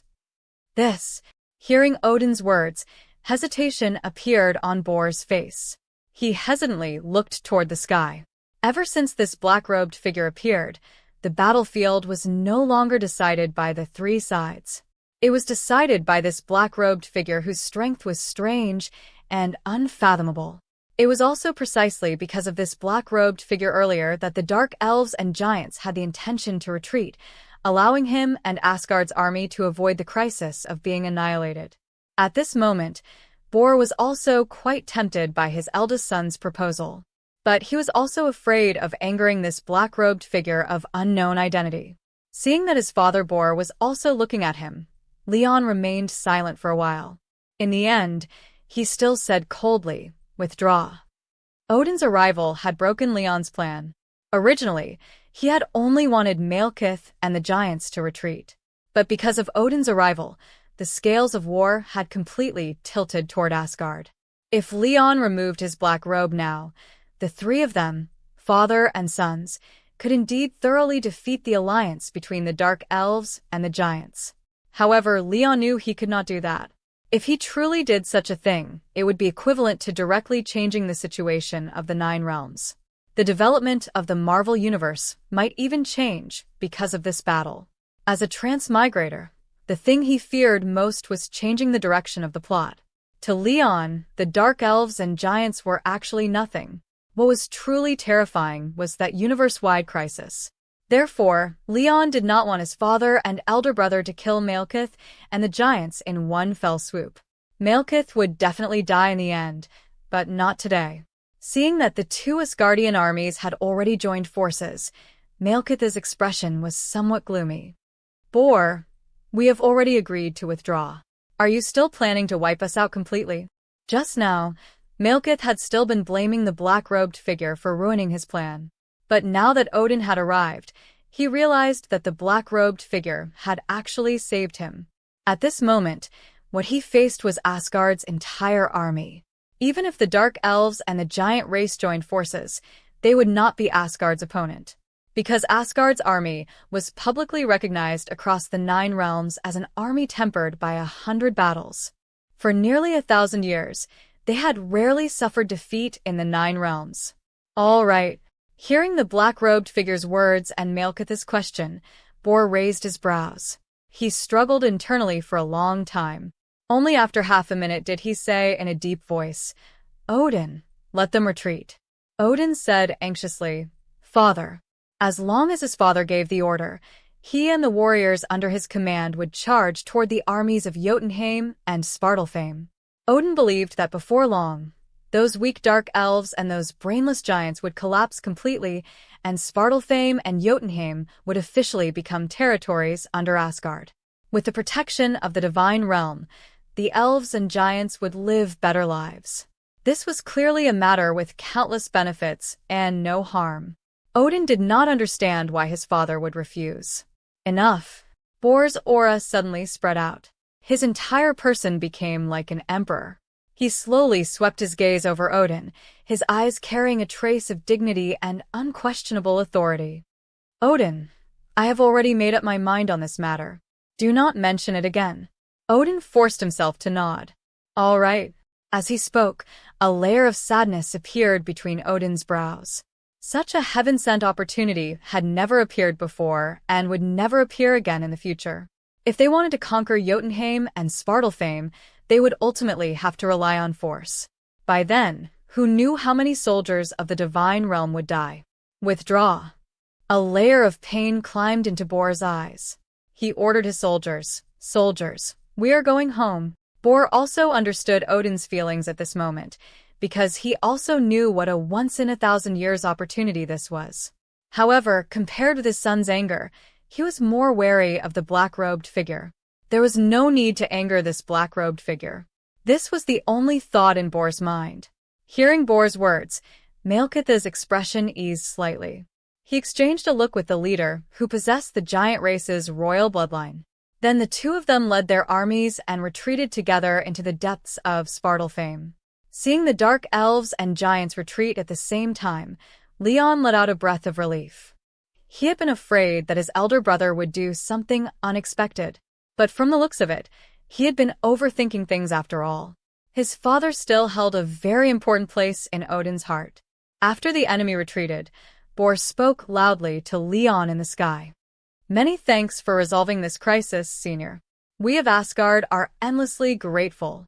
No matter what, Bor was extremely grateful toward the black-robed figure in the sky. Offering coal in snowy weather would always be better than adding flowers to brocade. At Asgard's most dangerous moment, the black-robed figure had stopped the Dark Elves' atrocity. This was a great kindness.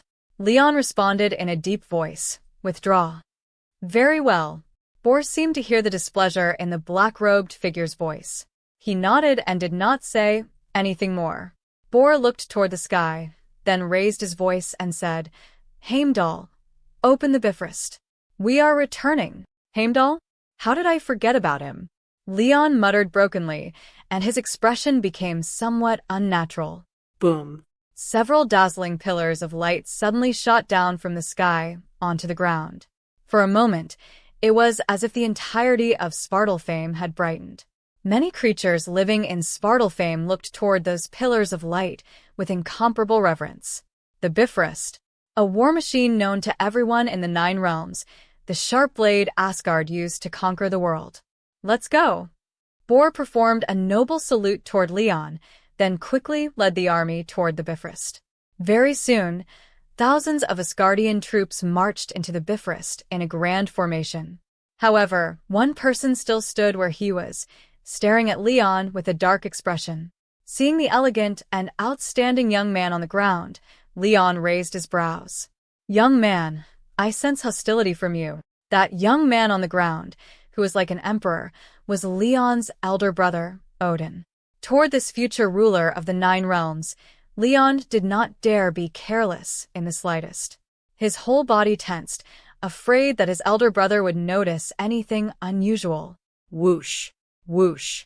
Odin's aura suddenly spread out across his entire body. He slashed twice toward the sky. In an instant, 2 beams of intense light even more dazzling than the Bifrost flew toward Leon. Wherever the blades passed, space trembled and nearly split open. Holy shit! Seeing this, Leon screamed inwardly. In the blink of an eye, Leon raised his palm like thunder. An invisible wall of energy was built in front of him. Bang! Two powerful auras gathered together in midair. Leon forcefully suppressed the strange feeling in his heart and calmly withdrew his palm. Do you want to test yourself against an old man like me? Seeing Leon appear so calm and composed, a trace of wariness appeared in Odin's eyes. Forgive me, Senior. After saying this, Odin also walked toward the Bifrost, and his voice entered Leon's ears. This attack has nothing to do with Asgard. If Senior wants revenge, come find me. My name is Odin. Odin's voice was extremely domineering, but also extremely proud. So strong. After Odin left, Leon lowered his head and looked at his palm. Even now, the trembling in his hand had still not stopped. Outsiders all said Odin already possessed valor no weaker than Bor's. But looking at it now, Leon believed that even his father might not necessarily be his elder brother's opponent. To possess such strength at such a young age, he was worthy of being the future lord of the 9 realms. Leon slowly landed on the ground. The instant he touched down, the black robe on his body vanished as well. After placing the reality stone in his pocket, Leon quickly walked out toward the Bifrost. Before long, Leon's figure appeared within Asgard. Second Prince, you were truly impressive just now. Before Leon could steady himself, a teasing voice reached his ears. Leon staggered and nearly fell, but just then, a black figure immediately supported him. Second Prince. A smile that was not quite a smile hung on Heimdall's face. You must not suffer even the slightest mishap. Seeing the smile on Heimdall's face, Leon immediately understood that this guy knew his secret. Leon straightened his clothes, then said with an extremely serious expression, Heimdall, this matter must not be spread. It is enough that you and I know about it. In fact, when he heard his father call for Heimdall, Leon had vaguely felt that there was a possibility he had been exposed. After all, Heimdall possessed a pair of eyes that could see through illusion. Of course, it would have been fine if Heimdall had not paid attention to him. But what Leon feared was that Heimdall had been staring at him the entire time. If so, everything he had done in Svartalfheim had been seen clearly by Heimdall. Now, it seemed things had indeed developed in the worst direction. Why? Heimdall looked somewhat confused. If King Bor knew about your ability, you would definitely be entrusted with an important position. Leon shook his head, then took the red gem out of his pocket. I don't have that much ability. It was all because of this. Heimdall's pupils shrank. The demon stone. Your Highness, how do you have it? That is a long story. Leon shook his head. Heimdall, I'll tell you another day. I'm too tired today. Heimdall nodded with some regret. All right. Leon yawned, then patted Heimdall on the shoulder. After that, he walked toward Asgard's royal palace.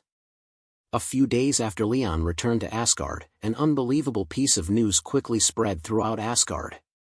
Faced with the turbulent and unpredictable situation of the 9 realms, King Bor felt himself growing old and knew he could no longer control Asgard. In order to fulfill the ancestors' dream of unifying the 9 realms, King Bor voluntarily passed the throne of Asgard to his eldest son, Odin. Number 7. Envoy. Your Highness, wake up. Please wake up.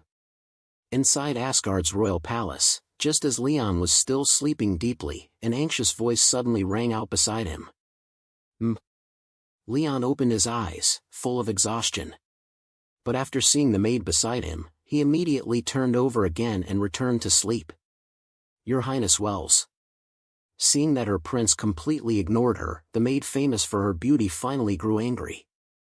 She pulled hard at Leon, trying to drag him out of bed. Your Highness, King Bor said he wants to pass the throne to Prince Odin. Hurry and speak to the queen. This maid who served Leon had once been one of the queen's attendants. However, as Leon grew older, Leon's mother knew he had reached the age where feelings between men and women would begin to awaken, so she sent this maid, who was about the same age as Leon, to his side. Therefore, in the eyes of outsiders, this maid was Leon's pillow companion. Past the throne? Leon opened his eyes, then suddenly sat up. Father is in the prime of his life. How could he have such an idea? The residents of Asgard lived long lives. For ordinary people, living 100 years or even 1,000 years was not a problem. As the king of Asgard, Bor possessed extraordinary strength, so living tens of thousands of years was not a big deal at all. At this time, why would he want to abdicate? Besides, Asgard had existed for so long, yet there had never been a king who abdicated while still alive. What reason had caused Bor to develop such a thought? A refreshing fragrance drifted into Leon's nose. At this moment, the maid had already sat at Leon's bedside. Your Highness, your relationship with the Queen is so good. Please speak to her and have her stop him from passing the throne to Prince Odin.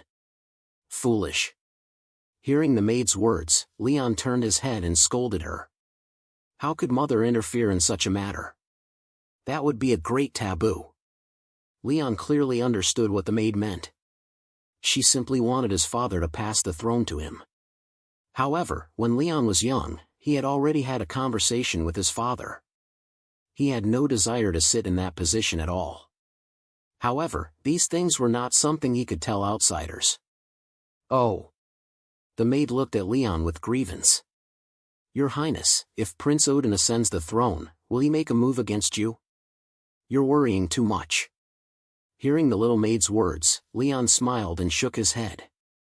Then he got up from the bed.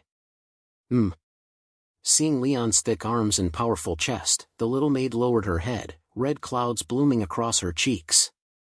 She did not dare meet Leon's gaze directly. His Highness is so handsome. The little maid said this in surprise and joy in her heart. Back then, when she had received the Queen's order to come serve the second prince, she had already prepared herself to become his woman. But for some reason, the second prince had never touched her. Aside from some teasing words, the second prince had not even touched her hand. This could not help but make the little maid feel a sense of defeat. All right. Leon said calmly, dress me. I'm going to see mother, and also that convenient elder brother of mine. Half an hour later, Leon arrived at Asgard's council hall. However, the usually lively council hall was actually cold and quiet today. There were only a few people inside. Mother. Leon bowed to his mother and father. Father. Seeing that a man with an extraordinary bearing was also standing beside his father, Bor, Leon bowed and said, Elder brother. The young man beside Bor was none other than Odin, whom Leon had met once before. However, at this moment, he no longer had the domineering aura he had shown in Svartalfheim. In front of his father and mother, he seemed more like a mature and steady eldest son of the family. Odin did not speak either. He only smiled. Wells? Leon's arrival made Bor's eyes brighten. He held Leon's hand and said happily, Your brother followed me to fight across the 9 realms from a young age, which caused you brothers to have very few chances to meet. This is all my fault. However, Bor suddenly changed the direction of his words, then lowered his voice and held his breath as he said, After today, this kind of thing will never happen again. I will pass the throne of Asgard to your elder brother.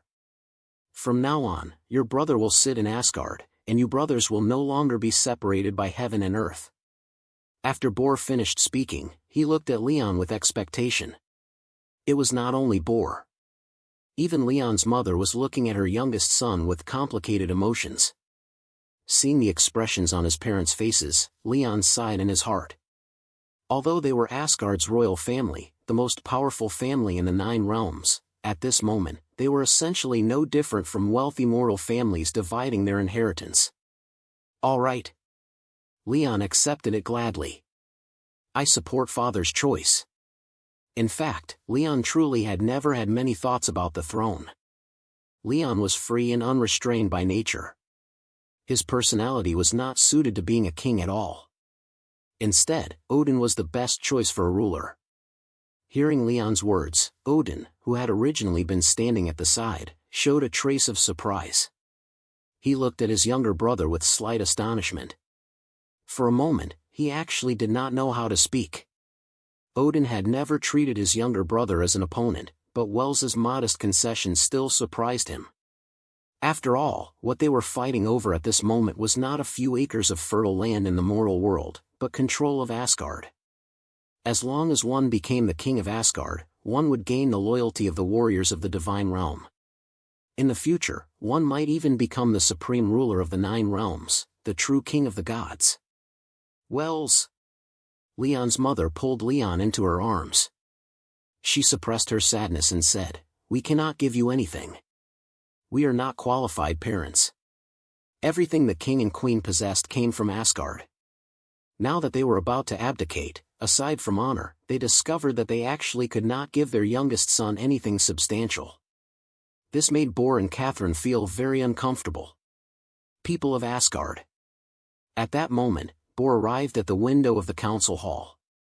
Seeing Asgard's subjects on the ground, who had already been waiting for a long time, Bor slowly said, 2 days ago, I made a very wrong decision. There was an opportunity to destroy the Dark Elves and the giant race, but I did not give the order. After returning to Asgard, I thought about it again and again, and I believe I am no longer worthy of being Asgard's king. Bor paused.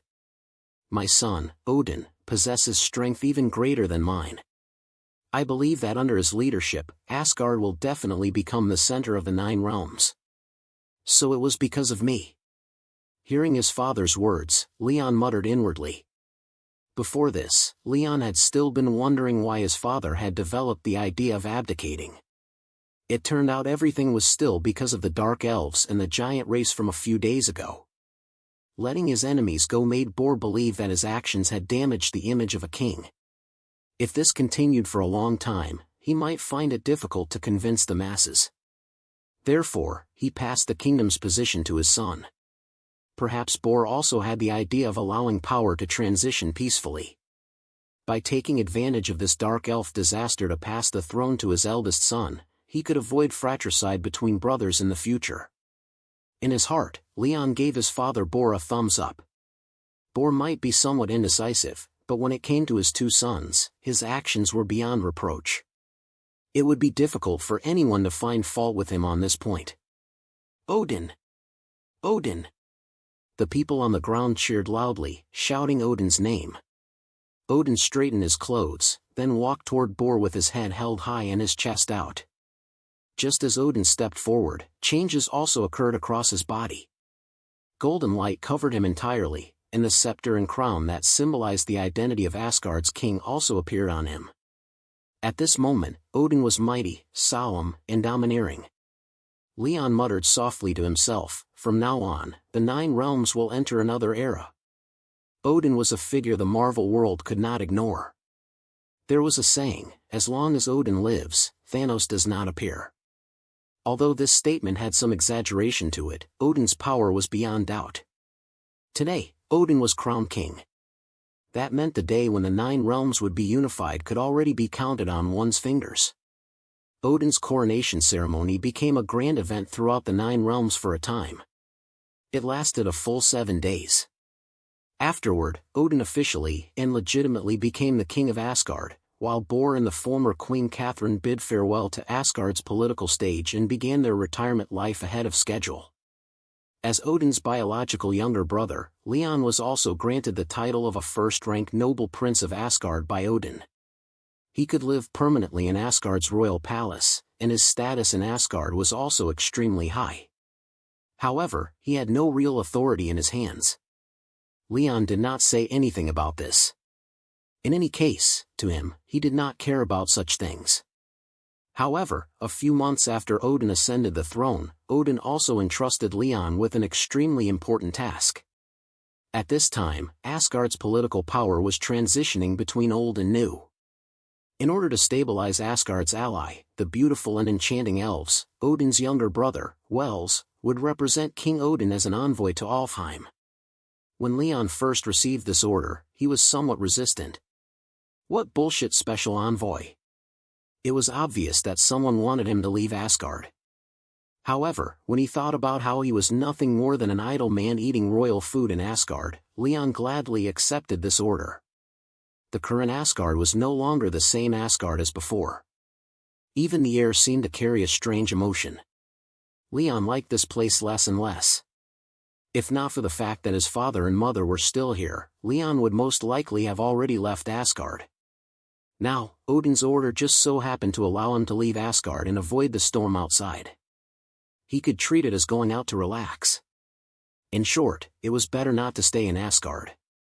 Perhaps after some time passed, once Odin's throne was secure and stable, he would return. Number 8. The World Tree. Alfheim, the realm of the elves. These elves were not the Dark Elves of Svartalfheim. The Dark Elves were merely one branch of the elven race. Compared to the true elves, they were nothing more than poor relatives from some remote and barren land. The true elves had always looked down on the Dark Elves led by Malekith, believing they had tainted the noble bloodline of the elven race. The grudge between the two branches had lasted for thousands of years. Even now, they still found each other displeasing. And this was also a major reason why the elves maintained good relations with Asgard. The news that Odin's biological younger brother was coming to Alfheim had already stirred up a storm throughout the realm. The elves were all eagerly waiting for Leon, and some beautiful female elves had even dressed themselves up early. The elven race had been friendly with Asgard for generations, and Asgardian nobles also liked marrying elven women. Elven women were famous throughout the 9 realms for their delicate bodies, soft figures, and beauty.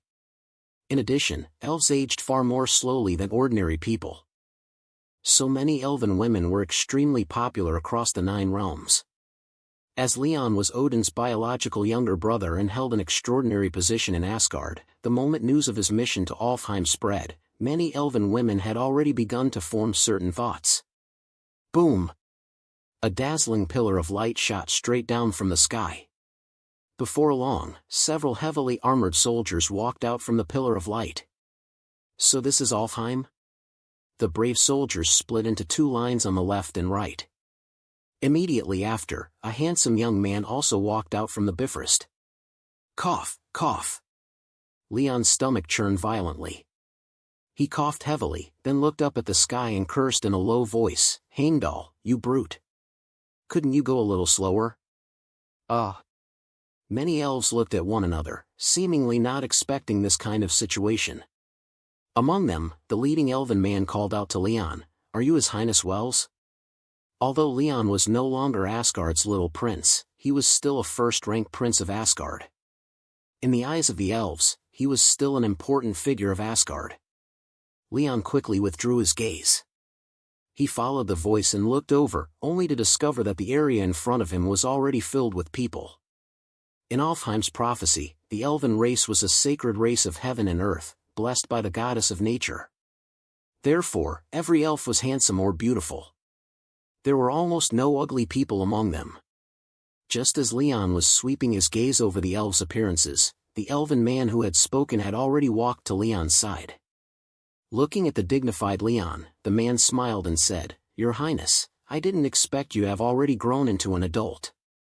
Back then, I even attended your birth celebration banquet." Hearing the man's words, Leon withdrew his gaze. "You are the Grand Elder of the elven race?" Back when Leon was born, King Bor had specially held a grand banquet in Asgard. Some powerful figures from the 9 realms who were friendly with Asgard had all been invited, and among them was the Grand Elder of the elven race. In Leon's understanding, the elven race could be considered an oddity among the 9 realms. It had existed for a very long time, and its history could even be traced back hundreds of thousands of years. But strangely, even now, it had not developed any centralized civilization. The power of the elven race was jointly held by 10 elders, and the person before Leon was the Grand Elder of the Elven Brothers. Leon had originally thought that the Grand Elder of the elven race would be a strong middle-aged man with mature charm. But he never expected that this person, who looked only a few years older than him, would be the Grand Elder of the elven race, an old monster who had lived for thousands of years. His fair skin set off his faintly peach-colored lips.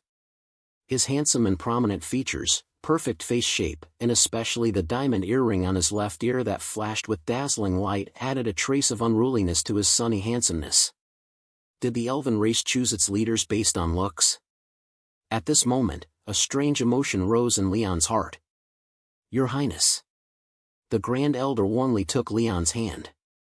Asgard has finally sent someone over. I feel that for this matter, no one but you people can handle it. All right, all right. Leon was made somewhat confused by the elven Grand Elder. He nodded repeatedly.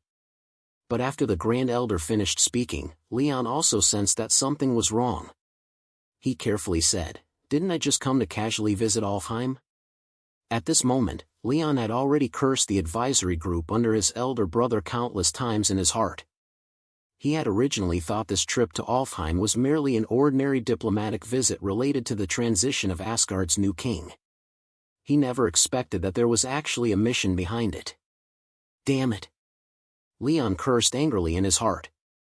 Although his strength was extraordinary, when it came to schemes and political tricks, he still could not outplay the politicians under his elder brother. The Grand Elder looked at Leon strangely. Your Highness, you don't know? Something has gone wrong with our Tree of Life. Long ago, we sent a request for help to Asgard. When King Bor was still in power, he personally promised me that he would help us resolve this matter. Your Highness, did you not come because of this? The Grand Elder looked at Leon suspiciously, and a trace of doubt appeared in his gaze. Ha ha ha. Leon laughed dryly, then said loudly, Of course. Of course I came for this matter. My royal brother personally told me about it. Leon awkwardly rubbed his nose, while in his heart, he cursed Odin's advisory group countless more times. Hearing Leon's words, the Grand Elder nodded with relief. Good, good. Then let us head to the Tree of Life immediately. Leon originally wanted to refuse, but seeing the excitement on the Grand Elder's face, he felt somewhat too embarrassed to speak. He could only allow the Grand Elder to hold his hand while the group began walking toward the depths of Alfheim. Everyone stopped before the entrance of a forest. Seeing the lush green forest ahead, the elves looked as if they had seen a demon. They stared at the forest entrance with incomparable fear. Your Highness. The Grand Elder released Leon's hand, which he had been holding. He gestured for Leon to walk forward, while he himself quickly retreated. Your Highness, I already told you the details of the problem on the way here. The rest will depend on you. After saying that, the Grand Elder led the elves and fled the place in panic. Your Highness. The many soldiers who had followed Leon to Alfheim also looked at him with confused faces. Even now, they still had not understood what was going on. Leon straightened his clothes, then gave the soldiers an order. Guard this place. Do not let anyone enter. I will go in and take a look. On the way here just now, the Grand Elder had already roughly explained the situation to Leon. This matter was very strange. He did not want these Asgardian soldiers to lose their lives for nothing. The cavalryman said anxiously, Your Highness. Leon waved his hand and stopped the soldiers from speaking. No need to say more. Just remain stationed here. After saying that, Leon did not say anything else. He turned and walked into the forest. The Tree of Life was the foundation upon which the elven race depended for survival. Whenever every elf was born, their parents would go beneath the Tree of Life and pray. And elves who received the blessing of the Tree of Life would be specially cared for by the elders of the elven race. In the future, they would rise to glory and become part of the elven race's upper ranks, even reaching the level of elder. The time here seems different from outside. The moment Leon walked into the forest, he noticed the changes around him. Time here seemed different from outside. Leon had only taken 2 steps, yet it felt as if a very long time had passed. 1 to 100, or 1 to 1,000. When they came here earlier, the Grand Elder of the elven race had told Leon about this matter. Some elves living in the forest had actually begun to slowly show signs of aging. To the elven race, aging was a nightmare even more terrifying than death. This phenomenon had started decades ago. At first, the elves did not take it seriously, because in their hearts, the Tree of Life was omnipotent. It possessed the ability to regulate itself, and there should be no difficulty it could not eliminate. However, things did not develop as the elves had expected. When the first clansmen began to die, the elders of the elven race also realized the seriousness of the situation. Death had actually appeared beneath the Tree of Life. Then could the Tree of Life still continue to protect the elven race? Asgard had always been on good terms with Alfheim. In the hearts of many elves, Asgard was like an elder brother. Therefore, the Grand Elder had told Bor about this matter, hoping that Asgard could lend a hand to this little brother. Unfortunately, this matter ultimately fell into Leon's hands. Sigh. If it were someone else, they might truly have no way to deal with this. But that does not include me. As he spoke, he once again clenched the reality stone in his hand. Boom. The surroundings appeared silent, as if nothing had changed at all. But in the dark, the air seemed to stop, becoming incomparably light. Heh. Leon chuckled softly, then strolled forward. Before long, Leon reached the very center of the forest. There stood an incomparably magnificent giant tree. Its body was several hundred jans wide, and its trunk shot straight into the clouds, its end impossible to see at a glance. Leon stared at the scene before him, tongue-tied. Suddenly, he seemed to remember something. The Tree of Life? Is this the World Tree? I did not expect that there would still be someone in the Nine Realms today who knows of the World Tree's existence. At that moment, an ancient voice suddenly rang beside Leon. It seemed to have come from the distant past. From that voice, Leon sensed an extremely ancient aura. The voice continued, "How surprising. I did not expect you to carry the aura of some old friends." Number 9. The Dark Dragon. Leon tightly gripped the reality stone in his palm. Without changing his expression, he looked around, secretly preparing himself for battle. The person's emotions fluctuated again. I didn't expect you to actually have one of the 6 demon stones in your hand. That truly surprises this old man. Hearing that voice, Leon trembled all over. At this moment, he felt as though someone had stripped him naked, leaving him with no privacy at all. The inheritance of Valhalla and the Infinity Stone were both secrets Leon had hidden deep in his heart. Yet today, these secrets had been seen through one after another. This made Leon feel especially uncomfortable. Young man, don't get too worked up. I hold no hostility. Very soon, a benevolent face appeared on the trunk of the giant tree. It looked at Leon with a smile. You carry Asgard's aura. I assume you are someone from Asgard? Seeing that peaceful face on the giant tree, Leon's heart was startled. But when he thought of the giant tree's identity, the unease in his heart lessened somewhat. Leon bowed to the giant tree. Senior, are you the Tree of Life? Leon was not surprised at all that the Tree of Life could give birth to spiritual consciousness.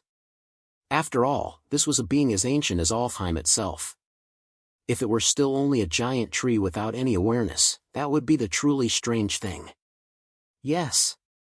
The face on the giant tree smiled even more deeply. A very clever young man. Unlike those elves. Tens of thousands of years have passed, yet they never noticed anything unusual. Ha ha ha. At this moment, Leon did not know what to say. He could only laugh dryly twice. If you hadn't spoken yourself, old man, I wouldn't have known you had developed consciousness either. Leon muttered in his heart. After a while, Leon voiced the question in his heart. Old man, may I ask, is something wrong with you? At that moment, the smile on the Tree of Life's face abruptly disappeared. The old man said in a deep voice, Young man, may I ask you a question? Please ask. Leon nodded, but in his heart, he had already guessed what question the Tree of Life wanted to ask. The Tree of Life looked at Leon with a serious face. How do you know about the World Tree? As expected. Leon had known that the Tree of Life would ask this question. After all, the World Tree was not something ordinary people could know about. Even within the 9 realms, Leon estimated that the number of people who knew of the World Tree's existence would not exceed the fingers of one hand. And the reason Leon knew was simply because he was a transmigrator. Leon answered with a solemn expression, "In one of Asgard's records, it is written that there is a type of tree in the universe. It reaches into the heavens, and 9 kingdoms were born upon it, which are our 9 realms. This record is truly too shocking, so in Asgard, it was only recorded as a strange tale. I also only happened to see it by chance." After Leon finished speaking, he silently looked at the Tree of Life. He knew the Tree of Life definitely had some connection to the World Tree. Perhaps, the tree before him was the World Tree from mythology. The giant tree fell silent for a while. That already ancient face now grew even more wrinkled. After a long while, the giant tree slowly opened its mouth and said, "It has been a very long time. Tens of thousands of years? Or hundreds of thousands of years? My memories regarding the World Tree are no longer very clear. I only know that I was once a branch of the World Tree." Leon blinked and was just about to say something. "Senior." But at that moment, the giant tree suddenly interrupted Leon. "Enough. Help me resolve a major problem first." After the giant tree finished speaking, that face immediately disappeared from the trunk. At that moment, thunder rumbled in the distant sky. Leon raised his head. A black dragon hundreds of jans long had suddenly appeared in the sky. "Big." Leon frowned. "Big lizard. Roar." The dragon seemed to hear Leon's words. It roared at Leon. Immediately after, it spat out a stream of blue flame. It actually knows magic. Seeing that the black dragon could actually spit out magic, Leon's pupils shrank. Even in the 9 realms, mages were extremely noble existences. A dragon that could use magic was an even rarer species. Leon's father, Bor, the former king of Asgard, only had a mortal dragon that could fly as his mount. Compared to the dragon before Leon right now, the two were simply not on the same level. "Don't play magic with me." Leon raised his right hand, and the reality stone in his palm suddenly released a mass of golden light. Bang! A piercing roar rang through the sky. After the two powerful auras clashed against each other for a while, they vanished without a trace from the sky in an instant. However, half the forest beneath Leon's feet had been destroyed, and the originally green forest had turned charcoal black. The reality stone. An angry roar suddenly sounded from the clouds. "You actually have the reality stone in your hand." The dragon's voice was filled with disbelief. At the same time, it carried a completely undisguised greed. "What is going on today?" Hearing the dragon's words, Leon's brows furrowed tightly. The Infinity Stone could be considered one of his greatest trump cards, yet today it had been recognized again and again. Even with Leon's good mentality, he could not help feeling melancholy at this moment. The giant dragon opened its bloody maw and roared with great satisfaction. "Back then, I personally witnessed the powerful magic of the Space Stone. Now, someone has actually delivered the reality stone before my eyes." Hearing the black dragon's words, Leon's heart was shocked. He loudly asked the dragon, "You have seen the other stones?" In the Marvel universe, the first stone to appear was the Tesseract, the Space Stone. S.H.I.E.L.D. had stored it away, while the other stones were scattered across every corner of the universe. Now, they were tens of thousands of years away from that era. Even Leon, a transmigrator, could not accurately judge where those stones currently were. And this dark dragon had actually seen another stone. That instantly excited Leon. The 6 Infinity Stones were like bug-level existences. Each one possessed mysterious and unpredictable abilities. With only the Reality Stone, Leon already had the ability to run rampant across the 9 realms. If he added a Space Stone, then within the 9 realms, aside from the adult Odin, he would be an invincible existence. Enough nonsense. The dragon roared and charged toward Leon. "The stone is mine." Seeing the dragon charge at him, Leon's expression turned cold. He raised his right hand, wanting to use the reality stone to directly destroy the dragon. However, the reality stone did not react at all. Seeing this, Leon's expression froze. After so many years, this was the first time he had encountered such a situation. Ha ha ha. The dragon laughed wildly. The blood of the dragon god Nidhogg flows through me.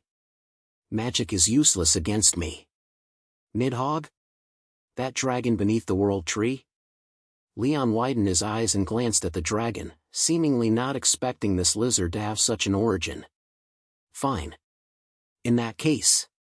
Leon quickly put away the reality stone. At that moment, his body also began to crackle, and the aura around him shot straight into the clouds like a demon god. Leon was not someone who only knew how to use the reality stone. Besides possessing the reality stone, he had also received the inheritance of Valhalla. I hit. Just as the dragon was about to charge down, Leon leapt up and jumped directly into midair. A sweeping kick struck the dragon directly. Immediately after, Leon borrowed the force to arrive on top of the dragon's head, then punched down heavily. I. The dragon had just been about to say something, but Leon's fist struck its head. Thousands of tons of pressure came crashing down. The dragon was in so much pain that tears flowed out. Ignoring Leon on its head, it flapped its wings and hurriedly flew toward the ground. My goodness! Seeing Leon defeat the dark dragon in just one exchange, the Tree of Life, which had been hiding in the dark and watching the battle, said in disbelief, "That is Nidhogg's descendant." Bang! The dark dragon's body slid through the forest for a while. Its enormous body left a deep ravine in the ground. That horrifying trench stretched for several hundred jang. Plop! Leon jumped down from the dragon's head. Looking at the forest that had already been destroyed, Leon shook his head. Lizard, can you make your body a bit smaller? I am a dragon. A dark dragon. A descendant of the dragon god Nidhogg. The noblest bloodline in the 9 realms. Hearing Leon's words, the dragon flew into a rage. But before it could finish speaking, Leon raised his fist again.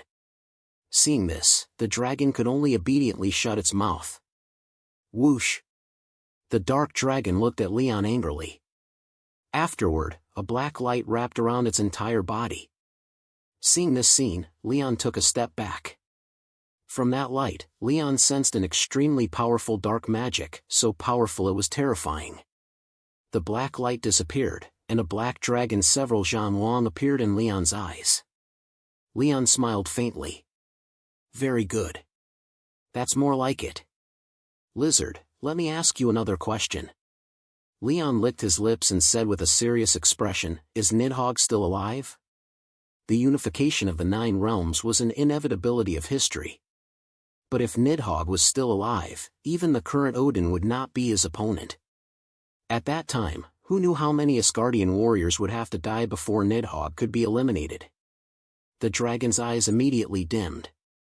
Its arrogant appearance from earlier also disappeared. It shook its head. He disappeared together with the world tree. It has been hundreds of thousands of years. The dragon race has never heard any news about him. Kill him, young man. Hurry and kill him. Seeing that Leon had already knocked the dark dragon to the ground, an ancient face appeared again on the trunk of the Tree of Life. It said to Leon excitedly, "It is all because of him that I ended up in my current state. He is the enemy of my ancient tree race." Hearing the Tree of Life's words, the dark dragon said angrily, "Old thing, don't pin such a huge crime on me. Our grudge has nothing to do with our ancestors. The reason I bullied you is only because you were easier to bully." Number 10. Groot. Leon turned back to look at the Tree of Life and discovered that the ancient face on the Tree of Life had already become furious. The old man gnashed his teeth as he glared at the dark dragon. His eyes burned with rage, as though he wished he could swallow the dragon alive and tear it apart. Seeing the two of them confronting each other so sharply, Leon felt his head grow large. He carefully said to the Tree of Life, "Senior, was it this lizard that caused you to end up like this?" The dark dragon and the Tree of Life actually had a blood feud. The Tree of Life had originally been a branch of the World Tree, while the dark dragon carried the direct bloodline of the dragon god Nidhogg. In legend, Nidhogg had survived by gnawing on the World Tree. To the World Tree, Nidhogg was a complete and utter parasite. No wonder the Tree of Life was so angry. Today, the dragon had come to cause trouble for it again. This was truly a new grudge piled on top of an old hatred. Hey! Leon kicked the dragon on the ground with his foot. You've seen the Space Stone? The war for Asgard's unification was about to begin. Leon urgently needed a second stone to strengthen himself, and the next Space Stone was his target. The dragon endured the pain and replied, "When I was young, I was fortunate enough to witness the Space Stone's power. But now, I don't know where it is either." Great. He might as well not have said anything. Leon could not help sighing inwardly, and he temporarily put away his desire for the Space Stone. The universe was simply too vast. He could not go blindly searching for the Space Stone just because of one sentence from this lizard. Leon collected his thoughts, looked at the Tree of Life, and continued, "Senior, is the time here you're doing?" He actually did not want to ask about the grudge between the ancient tree and the dragon bloodline. But Leon was still very concerned about the accelerated time flow here. Because accelerating time was no ordinary method. In the Marvel universe, the only person Leon knew who possessed this ability was Dr. Stephen Strange, the man known for having seen Avengers Endgame ahead of time.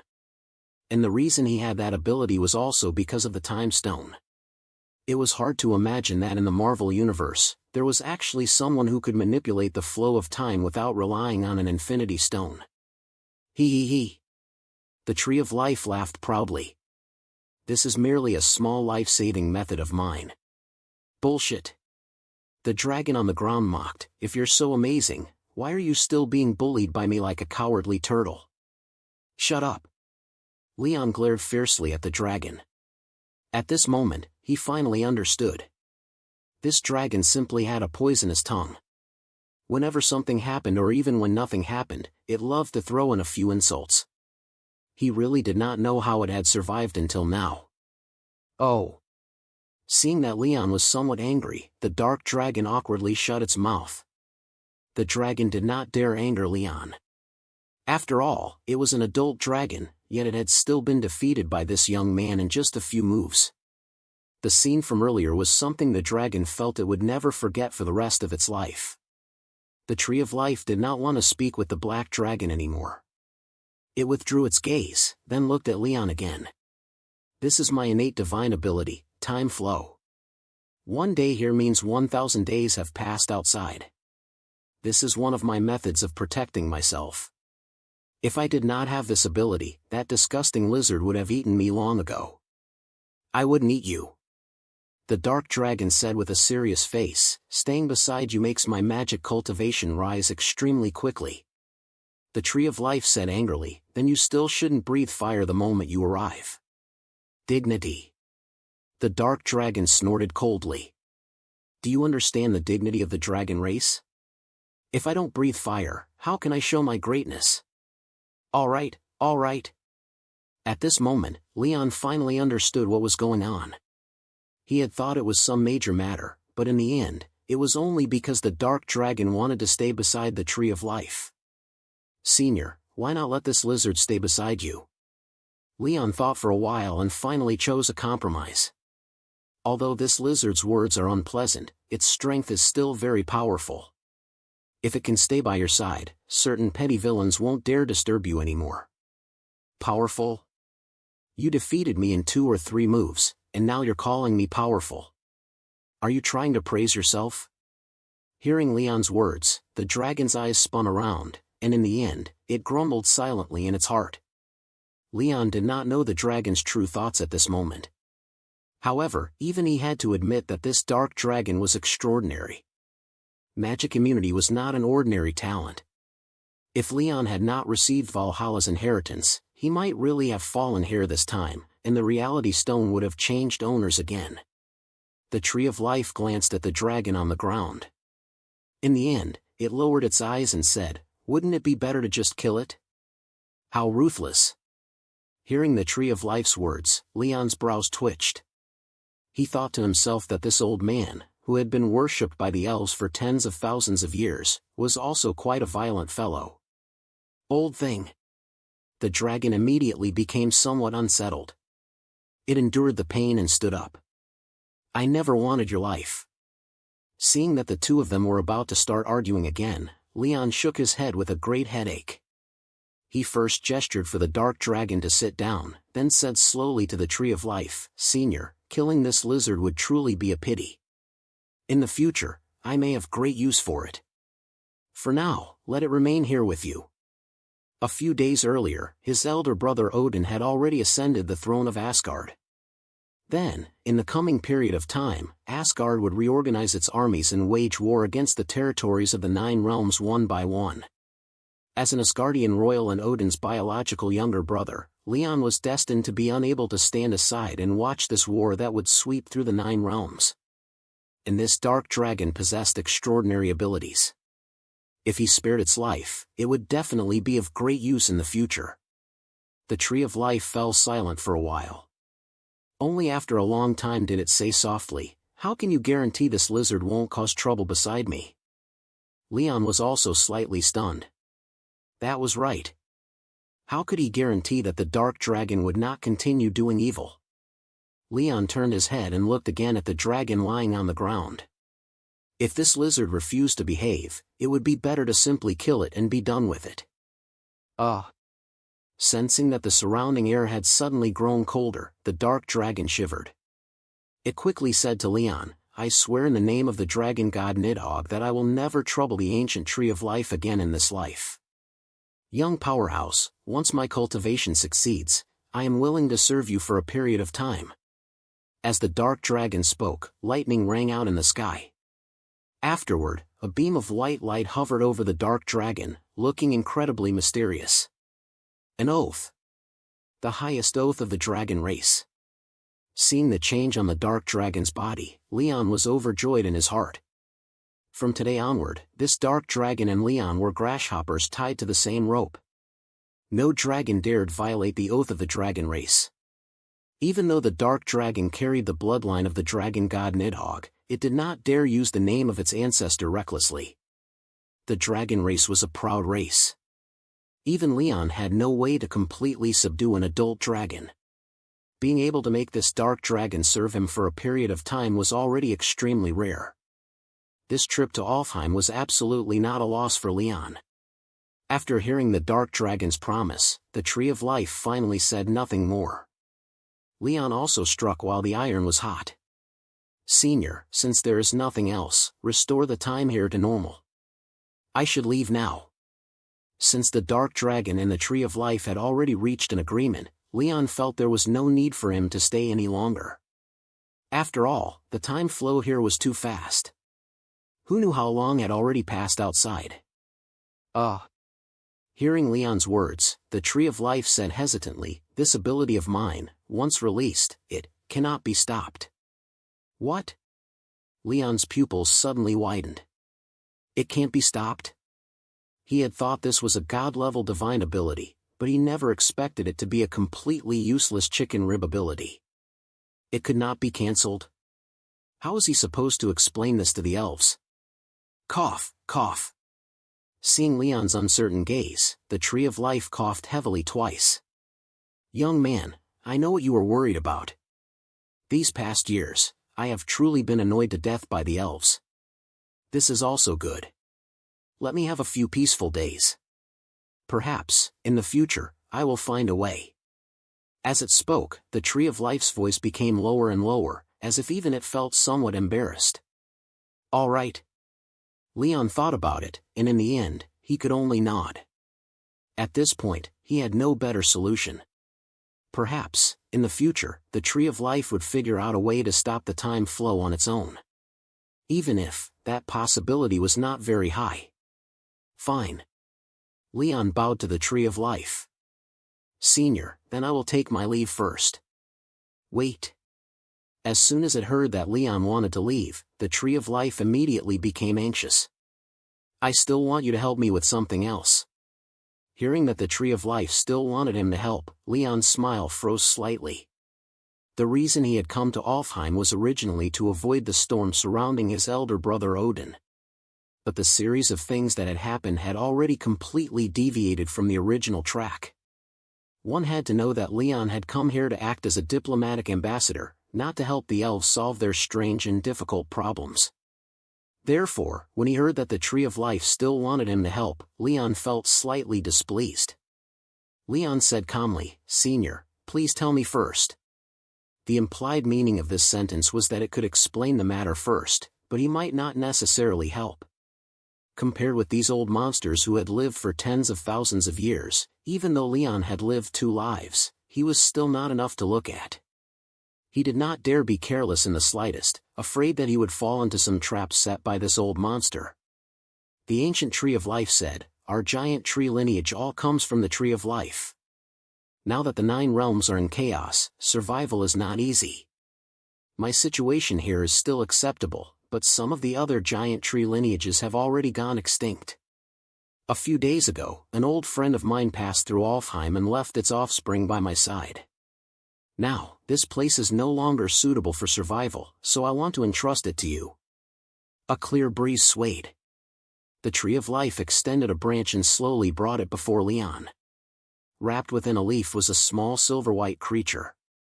It had hands and feet, and it looked just like an infant. Leon's eyes narrowed, as if he had discovered a new continent. This is Groot? Number 11. 1,000 years. I didn't expect this. Hearing Leon's voice, the Tree of Life said with great surprise, "I didn't expect you to even know about Groot, young friend." Heh. Leon did not answer the Tree of Life, because his eyes remained fixed on the little Groot floating in midair. In the Marvel universe, Groot was a special existence. He first appeared in Guardians of the Galaxy and was reborn after protecting Star-Lord and the others. But after Groot revived, his entire style changed. He became both silly and adorable. His image also became one of the biggest highlights of the Guardians of the Galaxy movies. However, unlike his cute appearance, Leon knew that Groot was actually very strong. According to Asgardian records, Groot belonged to the Flora Colossus race.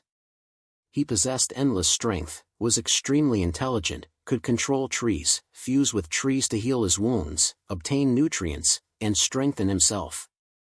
He was also unafraid of fire. It was an extremely terrifying race. In Avengers, Infinity War, Thor's god-slaying weapon, Stormbreaker, had an axe handle made from Groot's arm. Even in the 9 realms, where all kinds of gods and demons ran rampant, Groot was an extremely unusual existence. Senior. After a long while, Leon suddenly came back to his senses. He said to the Tree of Life, "You want me to take this little Groot away?" "Yes." The ancient Tree of Life nodded without hesitation. "If it stays with me, it will purely be wasting time. Besides, I am finding the situation in the 9 realms harder and harder to understand. You come from Asgard, and Asgard is a major power among the 9 realms.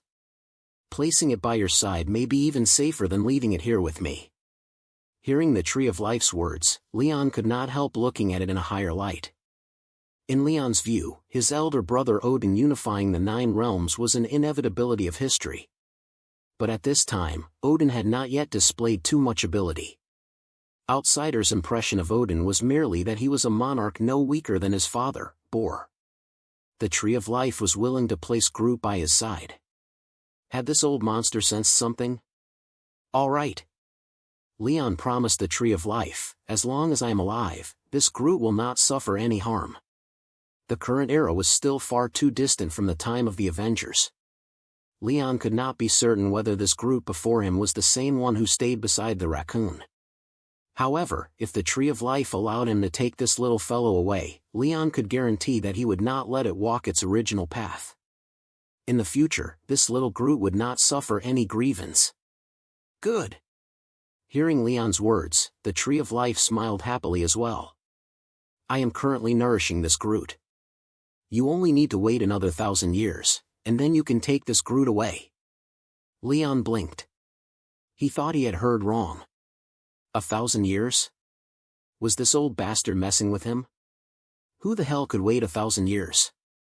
Leon immediately began thinking of retreating. "Senior, why don't we forget it? I still have matters to attend to."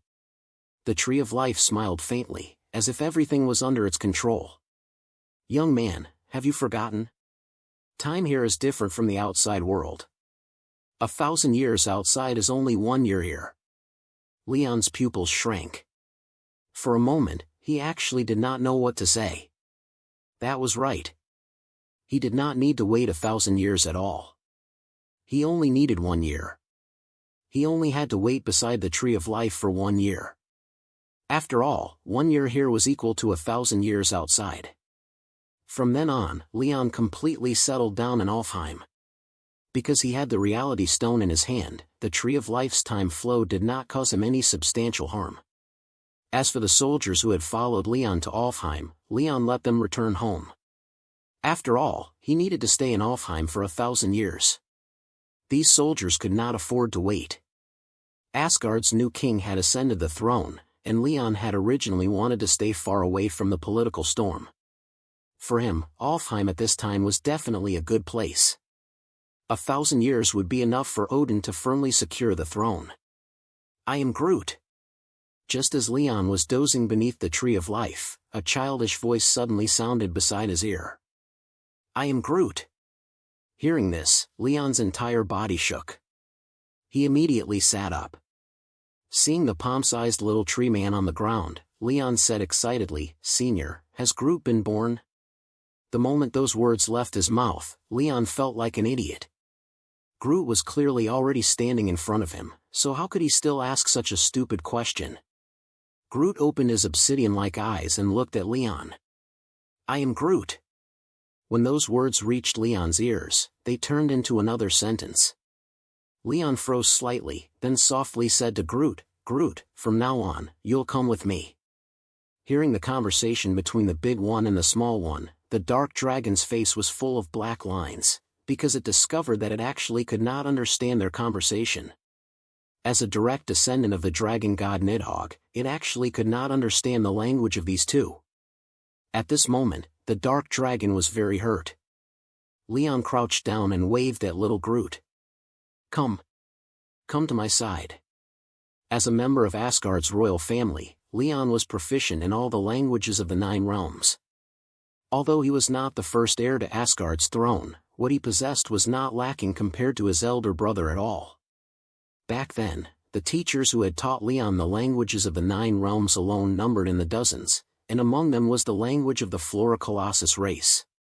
Groot happily did a somersault, then jumped directly into Leon's palm. Leon carefully placed little Groot onto his shoulder, afraid that he might accidentally hurt the little fellow. After more than 10 minutes, Leon ended his playtime with Groot. At this moment, he looked at the Tree of Life with a serious expression. "Senior, now that Groot has awakened, I should leave Alfheim." Only 1 year had passed here, but outside, 1,000 years had already gone by. To say he did not miss home would be an enormous lie. Besides, Groot had already awakened now, so Leon had no need to continue staying. Hearing Leon's words, the Tree of Life looked at Leon, then looked at Groot. Its eyes immediately filled with reluctance. Groot seemed to sense the Tree of Life's emotions as well. The little fellow pouted, tears in both eyes, looking pitiful. "Wah!" Groot shouted at the Tree of Life in a milky voice, "I am Groot. Groot, don't cry." Seeing the expression on Groot's face, the Tree of Life comforted him. "If you miss Grandpa in the future, don't forget to come visit me." Leon blinked. He carefully said to the Tree of Life, "Senior, you may have misunderstood what Groot meant. What the little fellow said was, after leaving you, who is he supposed to go to for milk?" Pfft, ha ha. The dark dragon laughed so hard that tears nearly fell. It excitedly flapped its wings, its body constantly circling in the air, and its laughter was as deafening as thunder. "Get lost." The Tree of Life's face flushed as it said, "Little bastard, hurry up and get lost." Leon gave the Tree of Life a serious bow, then turned and walked out. After leaving the forest, Leon had a serious conversation with the Grand Elder of the Elves. He told the Grand Elder about the Tree of Life's situation, including the fact that the Tree of Life possessed consciousness. Leon warned them not to disturb the Tree of Life in the future unless there was nothing important, because the ancient Tree of Life currently had no way to stop the accelerated flow of time. However, what Leon did not expect was that when the Grand Elder learned that the Tree of Life possessed consciousness, the old man was so happy that he could not control himself. He solemnly promised Leon that the elves would no longer disturb the Tree of Life in the future. The Grand Elder's actions left Leon somewhat confused, but he did not pay too much attention to it. After all, this was the elven race's own matter. After that, Leon bid farewell to the elves and returned to Asgard. Boom! A dazzling light suddenly bloomed on the Bifrost. Before Leon could even look around, a mocking voice immediately reached his ears. You actually still know how to come back. Everyone in Asgard thought you had died in battle outside. Hearing this, Leon immediately rolled his eyes. You thick-browed, big-eyed guy really don't know how to speak nicely. Leon looked back and discovered that Heimdall had already walked to his side. Leon smiled. It's been 1,000 years, Heimdall. Golden armor, a dark face, and bright eyes. This person was none other than the guardian of the Bifrost, Heimdall. If one wanted to enter Asgard, it was very difficult without this person's permission. Leon knew he could not hide from him. Heimdall's face was cold as he said to Leon, you didn't even know to come back and visit. You stubbornly stayed in Alfheim for 1,000 years. I truly don't know what you were thinking. What was he thinking? Every family had its own hard-to-read scripture. Leon shook his head and said nothing. If Asgard were still ruled by his father Bor, then Leon might truly not have stayed in Alfheim for 1,000 years. However, now that his elder brother was in charge of Asgard, Leon knew that during the first few years after Odin had just ascended the throne, his elder brother definitely would not have wanted to see him. Rather than that, it was better for him to go outside and avoid the storm, saving himself from becoming an eyesore. Hurry back. Heimdall poked Leon with his longsword. Your father and mother both want to see you. Leon nodded. All right, Heimdall. In a few days, I'll come find you for a drink. After saying that, Leon turned and walked toward Asgard's royal palace. Number 12. His eldest niece, Hela. Looking at the towering, majestic palace ahead, endless emotions rose in Leon's heart. To him, he had only been gone for a single year, but to everyone else, he had disappeared for 1,000 years. 1,000 years was neither long nor short. If this were Midgard, it would already be enough time for seas to turn into fields and fields to become seas. But for the long-lived people of the Nine Realms, it was merely a slightly longer period of cultivation. Stop! Seeing Leon about to walk into the palace, the two heavily armored soldiers at the palace gate sternly stopped him. This is King Odin's residence. Do not cause trouble here. A layer of disappointment surfaced in Leon's heart. He had never expected that when he returned home, he would actually be blocked at the entrance by gate guards. He was probably the strangest person in all history. Leon wrinkled his nose. I am Wells. Odin is my elder brother. Now, I am going home. It could be seen that over the past 1,000 years, Asgard had indeed undergone some major changes. The strength of the two soldiers before him had already surpassed many people. If this had been 1,000 years ago, they would have been qualified to hold the position of general in Asgard's army. But at this moment, they were only ordinary soldiers on duty at the palace. You! The two soldiers looked at each other, then said in unison, Are you truly His Highness Wells? As Odin's younger brother, Leon had still been very famous in Asgard 1,000 years ago. After all, he was the queen's most beloved little prince. But now, aside from some old people with good memories who still remembered Leon, almost none of Asgard's new generation had ever heard the name Wells. Go report it. Leon shrugged, not wanting to say too much to them. My mother or my elder brother, either is fine. Just tell them I'm back. Yes, Your Highness. One soldier replied respectfully. Please wait a moment. After saying that, the soldier did not dare delay at all. He turned and quickly walked into the palace. On Leon's shoulder, Groot waved his hands and said angrily, "I am Groot." Leon glanced at the little fellow, then comforted him. "It's fine, Groot. It's not a big deal." Groot glared angrily at that soldier, then sat down on Leon's shoulder. He leisurely swung his little legs, looking incredibly adorable. "Your Highness, Your Highness."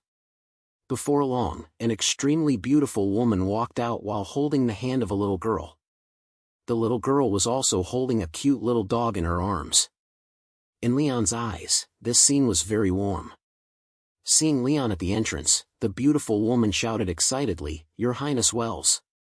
Leon raised his brows. He felt as if he had seen this beautiful woman somewhere before. Suddenly, Leon remembered something. He opened his mouth with slight uncertainty. "Are you Linda?" Linda. The maid Queen Catherine had chosen for Leon back then.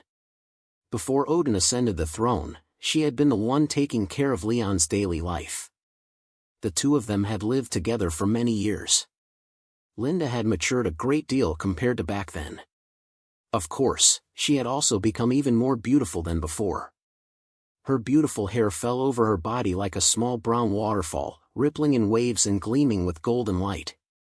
The Linda from back then had been very inexperienced, while now, she was graceful and poised, carrying a powerful attraction.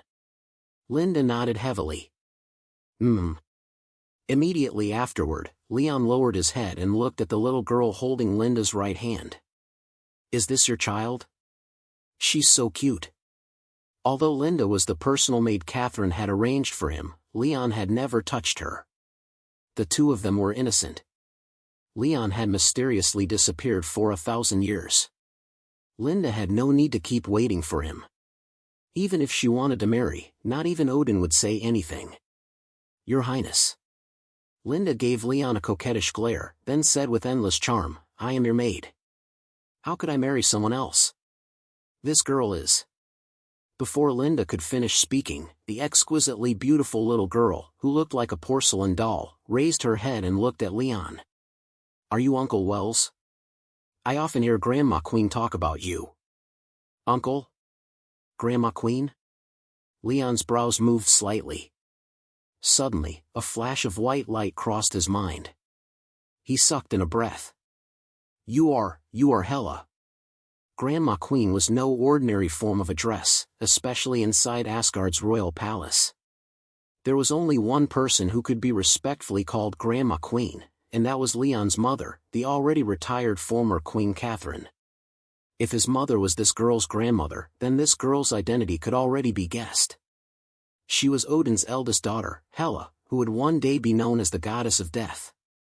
And the little dog in her arms was not an ordinary dog either. It was the powerful demonic beast from mythology, Fenrir. "Ah." The little girl stuck out her tongue and smiled happily. "How did you know my name? Hela clearly hadn't told you." Thud.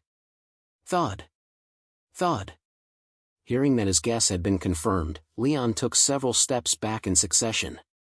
His face instantly fell, cold sweat appeared on his forehead, and he looked extremely terrified. "Hela." It really was Hela. Leon's face turned red, then white. For a moment, his expression changed unpredictably and became extremely complicated. "Uncle Wells." Hela looked at Leon strangely. "What's wrong? Are you feeling unwell?" Leon swallowed. He forced himself to remain calm and said, "It's nothing. Uncle was away for too long and actually missed your birth." Hela. In the future, within Asgard, she would be a powerhouse second only to Odin. She helped Odin pacify the 9 realms, but in the end, their ideals clashed and they parted ways. Afterward, she not only slaughtered the entire Valkyrie Corps, but even more terrifyingly, even Thor at his peak was not her opponent. As long as she stood upon the land of Asgard, her strength would increase without limit. She was an incredibly troublesome person. In an instant, Leon formed a clear judgment of this eldest niece in his heart. If it were Hela at her peak, then here in Asgard, even with the reality stone, Leon probably would not be her opponent.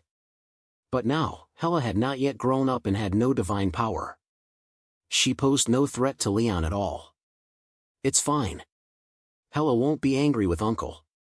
Hela first smiled sweetly, then said with a sly expression, Uncle, since this is our first meeting, do you have a gift for Hela? Hearing his eldest niece's words, Leon was caught off guard.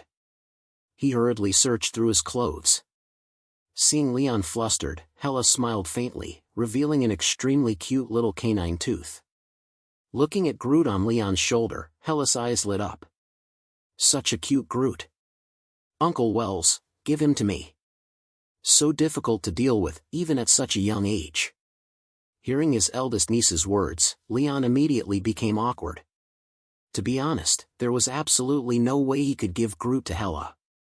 Just imagine it. In the future, when Hela rebelled against Asgard, the demonic wolf Fenrir crouched on her right, the adult Groot stood on her left like a tyrant, and behind her stood an endless army of royal spirits. This lineup was enough to kill gods. Thinking of that scene, Leon's head grew huge. At that moment, Leon found a jade green leaf in his pocket. It was as if Leon had grabbed a life-saving straw. He quickly handed the leaf to his eldest niece, Hela.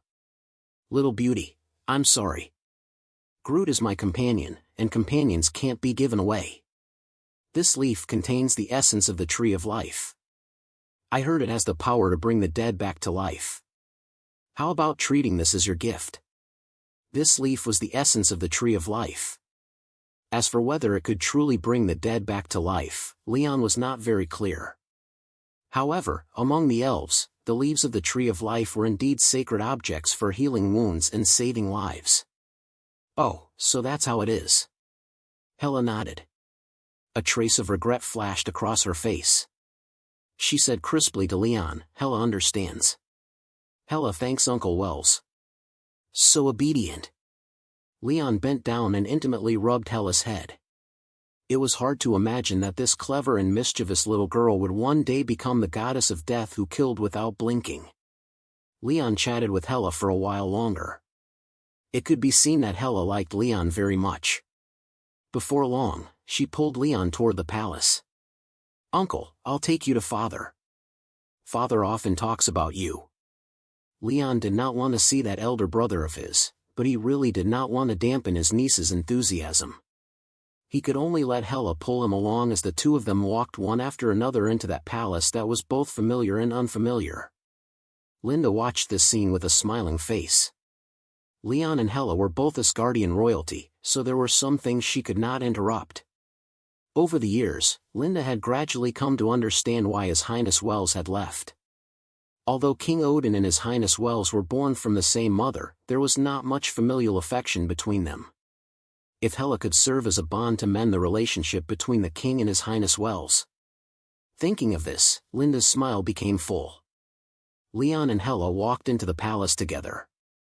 When the guards and some old people in the palace saw Leon, they were so shocked that their mouths could not close. These people seemed to have never expected that His Highness Wells, who had been missing for 1,000 years, would appear again. Father. Ignoring the guards' attempts to stop her, Hela pushed open the door to Odin's sleeping palace. Father, I found Uncle Wells and brought him back for you. Leon smiled bitterly in his heart. What do you mean you found me? I clearly came back on my own. However, Leon did not say anything. After all, this was just a child's little trick to show off to her parents. At that moment, Leon looked at the man ahead, who was like a blazing sun, with a complicated expression. Number 13. The Coming Storm. When it came to this elder brother of his, Leon found that he did not know what attitude he should use to face him. As for this mission to Alfheim, Leon knew it had been a rotten idea from the advisory group under his elder brother, Odin. But without Odin's silent approval, they absolutely would not have dared to do such a thing. After all, Leon was Queen Catherine's most beloved son. As long as Bor was still alive, no one would dare touch Leon. Oh! Seeing Hela and Leon walk into the sleeping palace, Odin waved his hand to signal his ministers to leave. Then he quickly came before Leon. Wells, you're back. During your 1,000 years in Alfheim, I had Heimdall observe your situation every day. Royal brother. Leon bowed and said, I have made royal brother worry. Sigh. Odin quickly supported Leon's body and said with some anger, I am your elder brother. Saying that makes you far too polite. You didn't even know to come back and visit. Mother was very worried about you. She even thought I had imprisoned you. These past years, she hasn't given me many good looks. Only then did Leon meet Odin's eyes. Odin had become much steadier than before. Although he had restrained his aura, the faint pressure around him was still thick and domineering, giving Leon the feeling of being scrutinized. Before him, Leon did not dare show even the slightest arrogance. In his heart, there was only deep awe. This was a born emperor, dignified without needing to be angry. If Leon were not Odin's younger brother, he would never dare stand together with a person like this. Because when sharing the same frame with this kind of person, even the strongest would become nothing more than a background board. Father, father. Hela stretched out her little hands and shouted happily, this was my credit. I was the one who found Uncle Wells and brought him back. Ha ha ha. Hearing his daughter's voice, Odin completely disregarded his kingly image and laughed heartily. Very well, Hela. Whatever you want, just say it. Father is happy today and will not refuse you. It could be seen that Odin doted on Hela deeply. Leon only did not know how the two of them ended up parting ways in the end. Leon muttered secretly in his heart. Good. Hela nodded with incomparable excitement. Then I want to go to your treasury and choose a treasure. Odin was also in high spirits and did not refuse his daughter's request. Go. Great. Groot, let's go. Before leaving, Hela did not forget to call the little tree man on Leon's shoulder. Whether the little tree man understood or not was unclear, but he shouted in a milky voice, I am Groot. As he spoke, the little tree man jumped from Leon's shoulder onto Fenrir's back. Fenrir's fur instantly exploded. It leapt up and down inside Odin's sleeping palace, looking extremely cheerful. Groot? At this moment, Odin also noticed the little tree man. He said in surprise, I didn't expect this race to still exist in the 9 realms. I am Groot. Hearing Odin's words, the little tree man jumped down from Fenrir's back again. He puffed out his chest and shouted proudly, I am Groot. Ha ha ha. Odin seemed to be amused by the little tree man's appearance as well. He smiled. Very well. Since that is the case, I shall also grant you an opportunity. After saying that, Odin immediately became serious. A cold aura spread from his entire body, making him seem like a god descending into the world. Odin stretched out his right hand toward the little tree man and said word by word, in my name. It was a language Leon understood. It was like the whisper of an angel, yet also like the murmur of a devil. In an instant, a mass of holy radiance appeared behind Odin. Within that radiance, Odin looked like an invincible god of war. The little tree man was enveloped by a ball of white light. Only after half a minute did the white light disappear. At that moment, the little tree man pouted and shouted, it hurts, it hurts. The little tree man quickly covered his mouth. He looked at Leon uneasily, and Leon also looked at the little fellow in disbelief. Ah! Hela jumped up and said, Groot, you can talk now. The little tree man blinked. I can talk now. Although he was speaking normally, his tone was still that babyish voice, making him sound especially cute. So this is Odin's strength? Leon's entire body froze as he stared at Odin in shock. Leon possessed the reality stone and had the inheritance of Valhalla within his body. He had originally thought his strength was already not inferior to his elder brother's. But looking at it now, the gap between him and Odin was still far too great. Just this mysterious, godlike method alone made Leon feel somewhat ashamed of his inferiority. All right. Odin withdrew his gesture and smiled lightly. You all go out first. I have important matters to discuss with Uncle Wells. Although Hela was somewhat mischievous, she also knew what was important. The little beauty bowed to her father and uncle, then led Groot and Fenrir outside. Watching Hela leave the sleeping palace, Leon said softly, Hela is truly adorable. After Hela left, Leon and Odin, the two brothers, immediately fell into silence. After a long while, Leon felt that continuing like this was not a solution. He could only brace himself and be the first to break the quiet in the room. Odin glanced at Leon, then turned around. "Wells, what do you think of the 9 realms today?" Leon's tone was stiff as he said, "Very good. Aside from some war, everything else is fairly decent." "Decent?"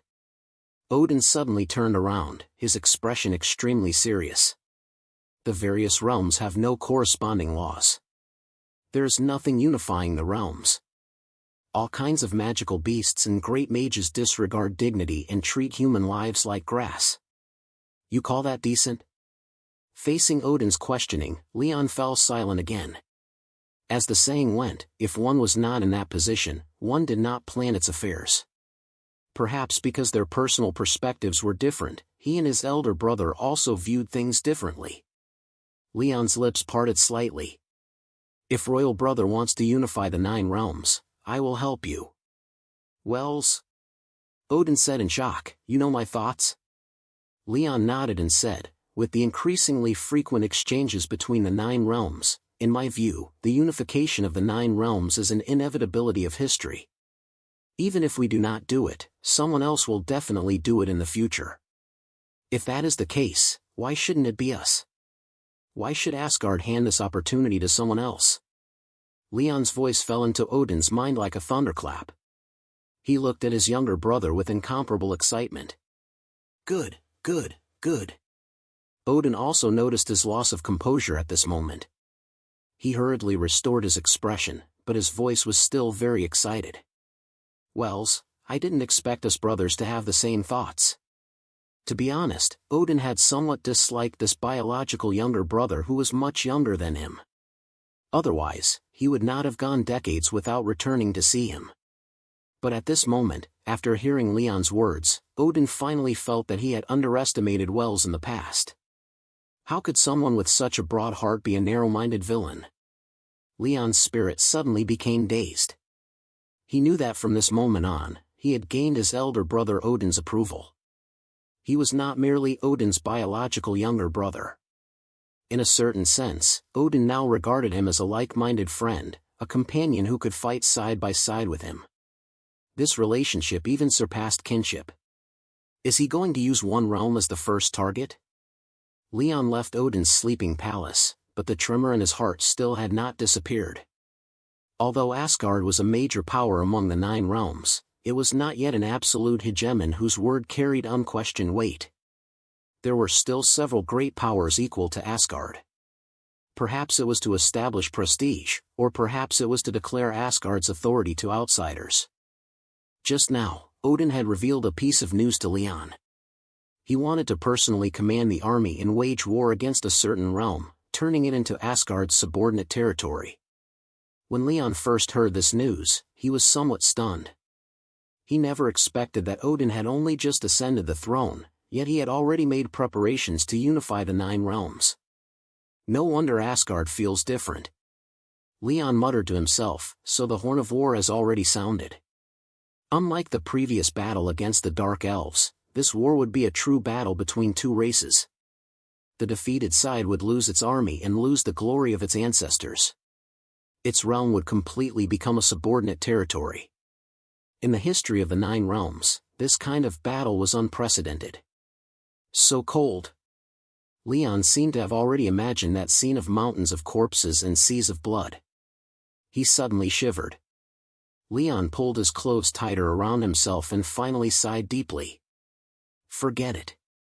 I should go see Mother and Father first. Asgard would soon face its final period of calm. In the future, this place would become the center of the storm sweeping the 9 realms. The storm was coming, and it was not something anyone could stop. Number 14. The First Battle. Nidavellir. This was the territory of the dwarves. The dwarves had made a living forging weapons for many years. Within the 9 realms, they were natural weapon masters. The dream of many warriors was to possess a weapon forged by a dwarven master. Because of this, Nidavellir held a special position among the 9 realms. Most people did not dare offend the dwarves lightly. However, no one knew that a great change unseen for 10,000 years was about to happen in Nidavellir. Damn it. Kelt looked at the rainy sky and cursed loudly. What's been going on with Nidavellir lately? It's been raining every single day. Kelt was an Asgardian general. The reason he had come to Nidavellir this time was because his superior had ordered a batch of weapons from the dwarves. But for some unknown reason, when this batch of weapons was delivered to Asgard, they were all defective goods. Many Asgardian generals were furious and had cursed those dwarves countless times as black-hearted blacksmiths. But since the weapons were defective, Asgard naturally would not pay for them. They returned all the weapons, and Kelt was the person in charge of this mission. Over the past few days, Kelt had traveled repeatedly between Nidavellir and Asgard. It could be said that he had suffered anger from both sides. He was originally a general of Asgard's elite forces and had once fought giants and Dark Elves. Yet this time, he had been sent to carry out a task that relied on talking. For a moment, Kelt actually felt like a hero with no place to use his strength. Yo! Seeing the short figure ahead, Kelt waved and said, Master Tolan, I'm here again. The little dwarf before Kelt was only half Kelt's height. Perhaps because his face had long been exposed to flames, it looked especially crimson. He had a face full of beard, a bulbous red nose, and extremely thick arms that seemed to contain endless strength. Bang! The dwarf ignored Kelt and continued swinging his right hand, constantly hammering the heated iron in his hand. Master Tolan. Kelt came before the dwarf and said in a low voice, I don't want to disturb you either, but my boss said this batch of weapons is unqualified. We can't accept them. Impossible. The dwarf suddenly stopped. He looked at Kelt with great anger. Impossible. We dwarves value our credibility. I personally supervised this batch of weapons. There is no way there could be any mistake. Kelt raised his brows and forcefully suppressed the anger in his heart. Master. Get lost. The dwarf held the heated iron in his hand and pointed it at Kelt. Don't come again in the future. If you come again, don't blame me for being impolite.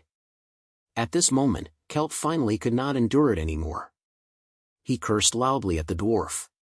You little dwarf, don't take yourself too seriously. I've endured you for a long time. What did you say? Hearing Kelt's abuse, the dwarf was clearly hot-tempered as well. He picked up the heated iron and charged straight at Kelt. Seeing this scene, Kelt was overjoyed. Good timing. In Asgard, Kelt was also quite famous. King Odin had once personally awarded him a warrior medal. Meanwhile, the dwarf was merely an ordinary person. Although he had brute strength from forging iron, against someone like Kelt who had walked out of mountains of blades and seas of blood, the dwarf was still far too weak. In only half a minute, the dwarf was knocked to the ground by Kelt. The dwarf falling down would not have mattered, but seeing that the fellow did not stand up again, Kelt immediately panicked. He had only wanted to casually teach the dwarf a lesson and vent the frustration he had endured over the past few days. He never expected that he would accidentally kill the dwarf. Grandfather. Another young dwarf walked out. Seeing his grandfather lying in a pool of blood, the young man picked up a piece of iron beside him and rushed at Kelt as if to fight him to the death. As the young dwarf charged toward Kelt, he shouted, Murder! The Asgardians killed one of us dwarves. Very quickly, countless dwarves emerged from the underground caves. When they saw the dwarven master on the ground, all the dwarves became furious. They grabbed their weapons and charged toward Kelt. Seeing the dwarves swarm out, Kelt's face finally changed color. Although he possessed extraordinary strength, facing so many dwarves, he was absolutely no match. Kelt turned and swiftly rushed outside. He was not alone.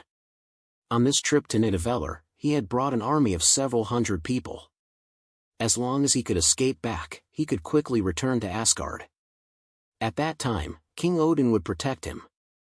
In the year 1019 of Odin's reign, something happened that filled Asgard with incomparable fury. Asgardian general Kelt had come to Nidavellir with peaceful intentions, but for some unknown reason, those foolish dwarves wiped out this Asgardian army. Aside from General Kelt, who narrowly escaped death, not one of the several hundred soldiers in this army survived. All of them perished. King Odin personally worshipped heaven and honored the ancestors. Inside Valhalla, he smeared blood and swore an oath of alliance. From then on, Asgard officially declared war on the dwarf race. Watching the troops pass by him, Heimdall bumped Leon with his elbow. "I heard Kelt was sent there by you." Leon nodded directly. "That guy has always fought in the army. I thought he would draw his sword the first time he negotiated with the dwarves. I didn't expect him to actually be that patient. Still, in the end, he can be considered to have completed the mission. Kelt is also a talent worth shaping. I heard he returned with severe injuries. If he survives this time, he can be specially cultivated." That was right. All of this was Leon's scheme. Among the 9 realms, the dwarves had always been known for their rigor. There was nothing wrong with that batch of weapons. Leon had merely swapped them out. After all, starting a war required a reason. And that general named Kelt had also been personally chosen by Leon. The purpose was to stir up hatred between Asgard and the dwarf race. Heimdall could not help looking at Leon a few more times, muttering, "How can you be so wicked?" Leon immediately shot back without hesitation, "How can a thick-browed, big-eyed man like you, who looks so majestic, upright, and righteous, say something like that?" Ha ha ha. The two looked at each other and laughed, their faces filled with strange emotions. On the day Leon returned to Asgard, he learned Asgard's strategic intentions from Odin. However, in order to win the first battle, Asgard's upper ranks planned for another 19 years. They waited until the year 1019 of Odin's reign before choosing to act. The generals of Asgard had originally wanted to target another great power. According to them, that would display Asgard's might and make the people of the 9 realms not dare underestimate Asgard. However, Leon disagreed with the generals. Without hesitation, he chose Nidavellir, which was not very powerful. His reason was that if they subdued the dwarves, Asgard would essentially monopolize weapon forging in the 9 realms, and its military strength would increase several-fold. The two plans were placed on Odin's desk at the same time. After several days of careful consideration, he ultimately chose Leon's plan. At this moment, Heimdall said again, "Will this alert the other realms?" This was not a battle between them and the dwarves. This was a battle between 2 realms. In Asgard, Heimdall was one of the few people who knew this, so he was worried that conquering Nidavellir would trigger counterattacks from the other realms. It should not. Leon remained silent for a while, then shook his head. "In name, we are only avenging those dead warriors. This is the rumor I released long ago." Over the past 10 years, Leon had not been idling away his days. After he ended that conversation with Odin, he entered the core of Asgard's military and political affairs. A massive war between realms required food, military equipment, logistics, and more. The numbers involved were almost astronomical. Even Leon had spent several years sorting everything out. As for the remaining time, Leon had been deducing everything that might happen during the war, including interference from other realms. Leon believed that as long as Asgard could quickly resolve the dwarf forces in Nidavellir, then interference from the various realms afterward would become far less important. No one would completely tear their face apart with powerful Asgard for a dwarf race that had already fallen. The battle has already begun. After hearing Leon's words, Heimdall's expression also relaxed. He raised his head and looked toward Nidavellir, discovering that Asgard's army and the dwarves had already clashed head-on. "The dwarves are nothing to fear," Leon said softly, "but we still cannot be careless." Leon's intelligence had gained unanimous recognition from Asgard's upper ranks. Odin had stated in public many times, having wells is better than having an army of 1,000,000. But Leon himself still did not dare be careless in the slightest, because he knew this was not an ordinary battle in the moral realm. This time, his opponent was the dwarf race of mythology. No one dared look down on any race that had existed for 10,000 years. Leon did not dare, and Odin did not dare either. The dwarves were famous across the 9 realms for their superb forging skills. Who knew how many great killing weapons the dwarves had forged over the years? Heimdall. Before long, Leon also walked toward the Bifrost. I won't keep chatting with you. I'm going to personally observe this war, in case any accidents occur. If Odin was the commander of this war, then Leon was the planner of this war. For Leon's safety, Odin originally did not want to let Leon appear on the battlefield. However, as the planner, if he could not personally witness this war, how could he deduce the direction of future wars? Therefore, to Leon, this was a once-in-a-thousand-years practical opportunity. Besides, witnessing the fall of a civilization with his own eyes was not something anyone had the chance to see. Heimdall nodded. Be careful. Whoosh. The beam of light disappeared, and there was no longer any trace of Leon on the Bifrost. Seeing Leon leave, Heimdall muttered to himself with a complicated expression, King Bor gave birth to 2 fierce tigers. Number 15. A hammer. Boom. A dazzling pillar of light descended from the sky. The moment Leon's feet touched the ground of Nidavellir, a sharp, bloody stench drilled into his nose. Too strong. Leon's nostrils kept twitching. After a long while, he cursed fiercely. Despicable Asgardian. Die. At that moment, a dwarf charged toward Leon with a silver longsword. Leon did not even look at him. He casually waved his hand, and a cold wind rose out of nowhere, directly blowing the dwarf into the sky. Ah! The dwarf's voice carried a trace of fear. It traveled very far, very far. Bang! After the dwarf landed, a dull sound reached Leon's ears. Leon no longer paid attention to that dwarf. Your Highness Wells. Some sharp-eyed Asgardian soldiers saw Leon and hurriedly ran toward him. 1,000 years ago, Leon had been unknown to most people. But after his schemes gained the respect of all of Asgard's upper ranks, he became famous far and wide. Almost every Asgardian had heard his name. And when Odin gathered the army outside Valhalla, he even introduced Leon in front of all Asgard's soldiers. This is my biological younger brother. With him, I feel proud. Odin had given Leon enormous honor, and Asgard's soldiers regarded Leon as a rising political star. In the future, he would surely become an important figure, perhaps even an indispensable part of Asgard's ruling system. Leon said calmly, "How is the battle going?" The battlefield beneath Leon's feet was clearly not the main battlefield, because there were only several hundred Asgardian soldiers and dwarves here. A battle of this scale could only be considered a skirmish. The dwarves are no match for us at all. The soldier was very excited. In just one clash, the dwarves were already routed. They are definitely not our opponents. However, the soldier hesitated again. What is it? Leon's brows furrowed. Speak quickly. Don't keep me in suspense. Seeing that Leon was somewhat displeased, the soldier did not dare hide anything anymore.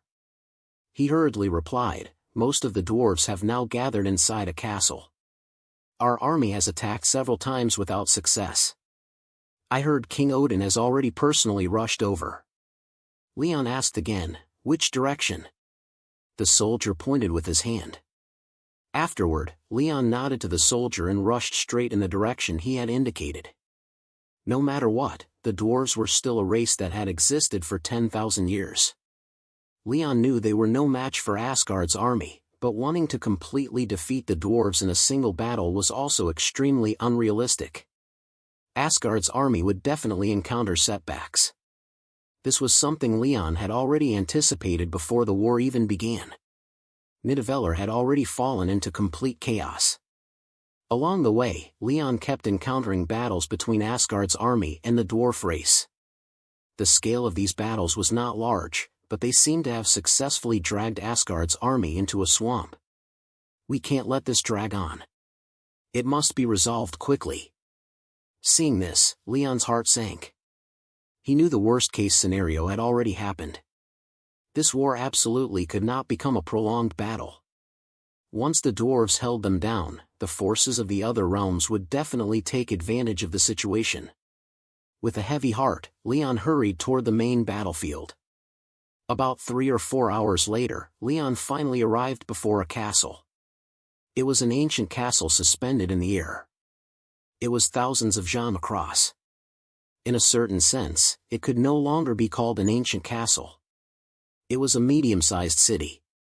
At a glance, arrow towers stood densely across the castle. From time to time, desolate war drums sounded from within. This city seemed to have been specially built for war. Asgardian cavalry rode Pegasi and flew toward the castle. But just as they were about to approach, a barrage of flying swords and blue magical flames shot toward them. In only a few breaths, thousands of knights had already been wounded or killed. "Don't stop! Keep charging!" Seeing this scene, the Asgardian commander gritted his teeth and roared hoarsely, "This is the dwarves' final method. As long as we break in, this war will be ours." Hearing the commander's order, the cavalrymen's expressions immediately turned fierce. Ignoring their injuries, they charged once again toward the castle in the sky. This time, there were even more cavalrymen than before, densely packed together as if they were about to cover the sky. Boom! But at that moment, a hammer that was not very large suddenly flew out from the castle. In an instant, dark clouds gathered across the sky, and thunder rumbled. Ah! Many cavalrymen roared in pain. Afterward, they and their Pegasi turned to ash together. "Damn it all!" The Asgardian commander roared, "Come! Bring me a Pegasus. I'll personally lead the charge." Enough! At some unknown point, Leon had appeared alone before the Asgardian commander. "General, stop the attack for now. Human wave tactics are useless now." "Who the hell are you? So many of my brothers have died. How could I possibly stop the ATT?" Hearing Leon's voice, the commander's face filled with anger. He turned around and glared furiously at Leon. But when he saw Leon's appearance, he immediately closed his mouth. "Your Highness." Oh. My apologies. I did not know you had arrived." Leon did not blame this commander. He raised his head and looked at the hammer in the sky, but his expression grew increasingly ugly. "Your Highness." The commander said carefully, "What is wrong?" Only then did Leon come back to his senses. He lowered his head and no longer looked at the sky. Looking at the endless bodies of Asgardian soldiers on the ground, Leon said in a deep voice, "This batch of Pegasi is the accumulated foundation of several generations of my royal family. You cannot use them like this, even if you are the commander of this army." Pegasi were winged horses. They could fly, possessed powerful mobility and practical combat ability, and greatly made up for Asgard's imbalance in aerial warfare. They were one of Asgard's true trump-card forces. If not for the need to subdue Nidavellir, Odin would not have used this army. This was a force created only after several generations of kings had saved and accumulated resources. Every soldier was among the best of their generation. Losing even one made Leon feel as if his heart were bleeding. "King Odin." The commander hesitated and said, "The king ordered me to take this castle at all costs, because this is the dwarves' final method. I'll speak to my elder brother." Leon shook his head. "Have the army rest for now. I'm going to find my elder brother." If that hammer had not appeared, human wave tactics might truly have been able to defeat the dwarves. After all, a flying castle alone was far from enough to stop Asgard. But after that hammer appeared, Leon knew that human wave tactics could no longer be used. A forced assault would only increase casualties. Several kilometers away from the flying castle, inside a tent, Odin's angry roar rang out. "What is going on? What exactly is wrong with Ingil? I gave him Asgard's best soldiers, yet he still cannot take it down. Tell him I will give him 10 more hours. If he still cannot seize this ancient dwarf castle, then he should never come see me again." The generals under Odin all lowered their heads, not daring to meet Odin's eyes. Seeing this scene, Odin was furious. He had once personally sworn an oath in Valhalla to fulfill the dream of the ancestors and unify the 9 realms. But now, just one Nidavellir, one ancient dwarf castle, had stopped his steps. The bold words from days ago now felt like slaps landing on his own face. This made Odin feel especially humiliated. Royal brother. Leon lifted the tent flap and walked straight inside. Seeing his younger brother, Odin's expression eased slightly. However, when he thought of his instructions from a few days earlier, he still blamed Leon. "Wells, why have you come? I already said this place is not safe." Odin still liked this biological younger brother of his very much, because this war against Nidavellir had been personally planned by his younger brother. The plan was strict and meticulous, leaving no flaws for anyone to pick at. Leon smiled faintly. Is royal brother troubled by the ancient castle? Odin glanced at his subordinates and said through gritted teeth, "Wells, I won't hide it from you. These fellows are all useless bags of wine and rice." Leon smoothed things over. "Royal brother, you cannot say that. They have already done very well. In just one clash, we routed the dwarves so badly that they could only turtle up inside the castle to protect themselves. Looking across the 9 realms, who has the combat strength of Asgard's army?" Hearing Leon's words, the generals under Odin raised their heads and looked at Leon, gratitude in their eyes. Sigh. Odin sat back down on the king's chair. "I understand what you mean, but what should we do now? If we withdraw like this, where will Asgard's dignity be? Even I will become a laughingstock among the kings of the 9 realms." "No." Leon smiled and shook his head. "The situation is excellent. Why should we withdraw?" "Oh." Odin's body shook. He said excitedly, "Wells, do you have a way?" "Heh." Leon laughed softly. "This war fortress is most likely the culmination of 10,000 years of dwarven forging skill. If it were before, I would not have had a better method either, and we could only forcefully attack. But when that hammer appeared, I already had an idea." Odin looked at Leon excitedly. "What method? Tell me." It was not only Odin.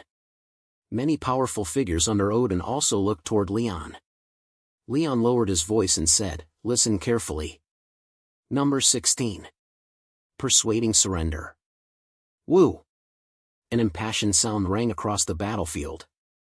Immediately after, the cavalry outside the flying castle, who had been preparing to attack, withdrew their formation at once and quickly landed on the ground. When the dwarves inside the ancient castle saw this, they immediately let out a sigh of relief. One after another, they lowered the bows and magical staffs in their hands. "Is Asgard retreating? Hurry up and leave, you murderous executioners." The dwarves leaned against the base of the walls and muttered quietly.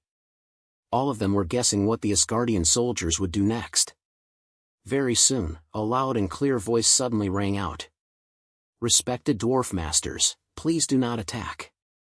His Highness Wells, the biological younger brother of His Majesty Odin, has words he wishes to say to you."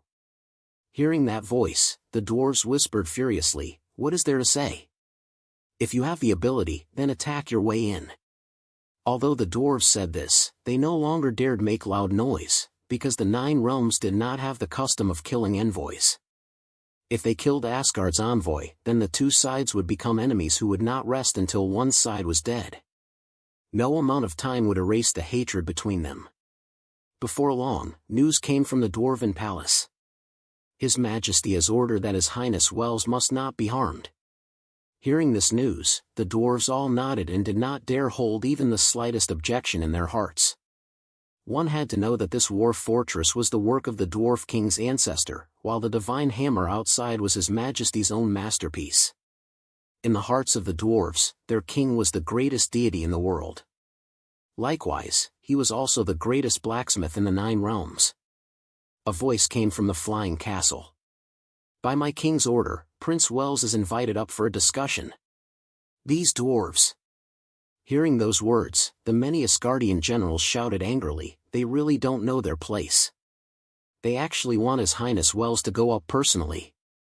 Within the 9 realms, Asgard was a major power, while the dwarves were only in existence near the bottom. In the hearts of the generals, the status of an Asgardian prince was higher than that of the dwarf king. No matter. Leon did not care about this at all. He comforted the many generals, then rode his horse toward the ancient castle. Before long, Leon arrived in the sky. He shouted toward the ancient castle, "I am the biological younger brother of King Odin. May the person in charge of the dwarf race come out for a discussion. I am the king of the dwarf race." The moment Leon finished speaking, a figure over 2 meters tall appeared on the castle wall. That person wore heavy armor and a golden helmet. His weapons were 1 or 2 massive axes, and he looked extremely mighty. Weren't dwarves all supposed to be short? Why was this guy even taller than me? Leon sized up that person's height, then said with a suspicious expression, "You're a dwarf?" The dwarf king raised his brows. "Enough nonsense. Speak directly." All right. Leon no longer wasted words and went straight to the point with one sentence. "Your Majesty, a few days ago, your dwarf race slaughtered my Asgardian soldiers without cause. How do you intend to explain this matter to me?" "What do you mean, without cause?" The dwarf king's eyes widened. It was clearly Asgard that started the trouble. There was absolutely no way that batch of weapons could have been defective. Leon shook his head and directly interrupted the dwarf. "Your Majesty, saying that is not right. It was clearly you who killed several hundred of our people. Forget it. I am not a politician either. Let us not dwell on this point." Leon changed the direction of his words. "My royal brother Odin cares for the lives of the people in both realms and truly does not wish to start another war. Therefore, as long as you admit your mistake to my royal brother and guarantee it will not happen again, we will withdraw our troops and will no longer disturb the dwarf race from now on. Admit fault." Before the dwarf king could speak, the dwarves on the city wall cursed angrily at Leon. "Asgard's king and our dwarf king are equal in status. Why should our king admit fault? These Asgardians clearly cannot break in, yet they act like victors. Truly disgusting." The dwarves inside the castle were furious. Ignoring their image, they pointed at Leon and cursed loudly. "Impossible." The dwarf king snorted coldly. "Do not think I don't know what you're thinking. This war fortress was established by my ancestor. It has complete stores of food, supplies, and military equipment, and it gathers the wisdom of generations of my dwarf race. Outside, there is also my great hammer, Mjolnir. This city is an impossible fortress to conquer." Mjolnir? So these dwarves call Thor's weapon Mjolnir. Leon looked at the dwarf king with a strange expression. The hammer in the sky that contained the power of thunder was none other than Thor's future weapon, Mjolnir. When Leon first saw it, he had also been extremely shocked. In the Marvel movies, Thor's weapon was indeed made by the dwarves. It was forged from materials extracted from the core of a dying star, and its power was enormous. Leon said softly, "Impossible to conquer? Aren't those words a little too absolute? Setting aside everything else, that broken hammer outside of yours, I have a way to take it away at any time." "Impossible." After Leon finished speaking, the dwarf king seemed to have suffered humiliation.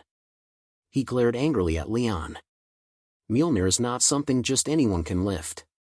Even though I am its master, I feel that even I am still not qualified to use it." Leon smiled knowingly and sighed inwardly. The dwarf's brains really still aren't good enough. Leon put away his smile, then said expressionlessly, "Your Majesty, since we are idle anyway, why don't you take a look at Asgard's ability?" The dwarf king looked at Leon suspiciously. "What exactly are you trying to do? Wait for me." After saying that, Leon rode his horse back to Asgard's camp. After jumping down from the horse's back, Leon bowed to Odin and said, "Elder brother, it is ready. As long as you do as I said, you will definitely be able to resolve Nidavelir's problem." Odin raised his brows, looking somewhat hesitant. "Wells, are you truly certain? I can subdue that hammer in the sky?" It was not that Odin did not believe his biological brother.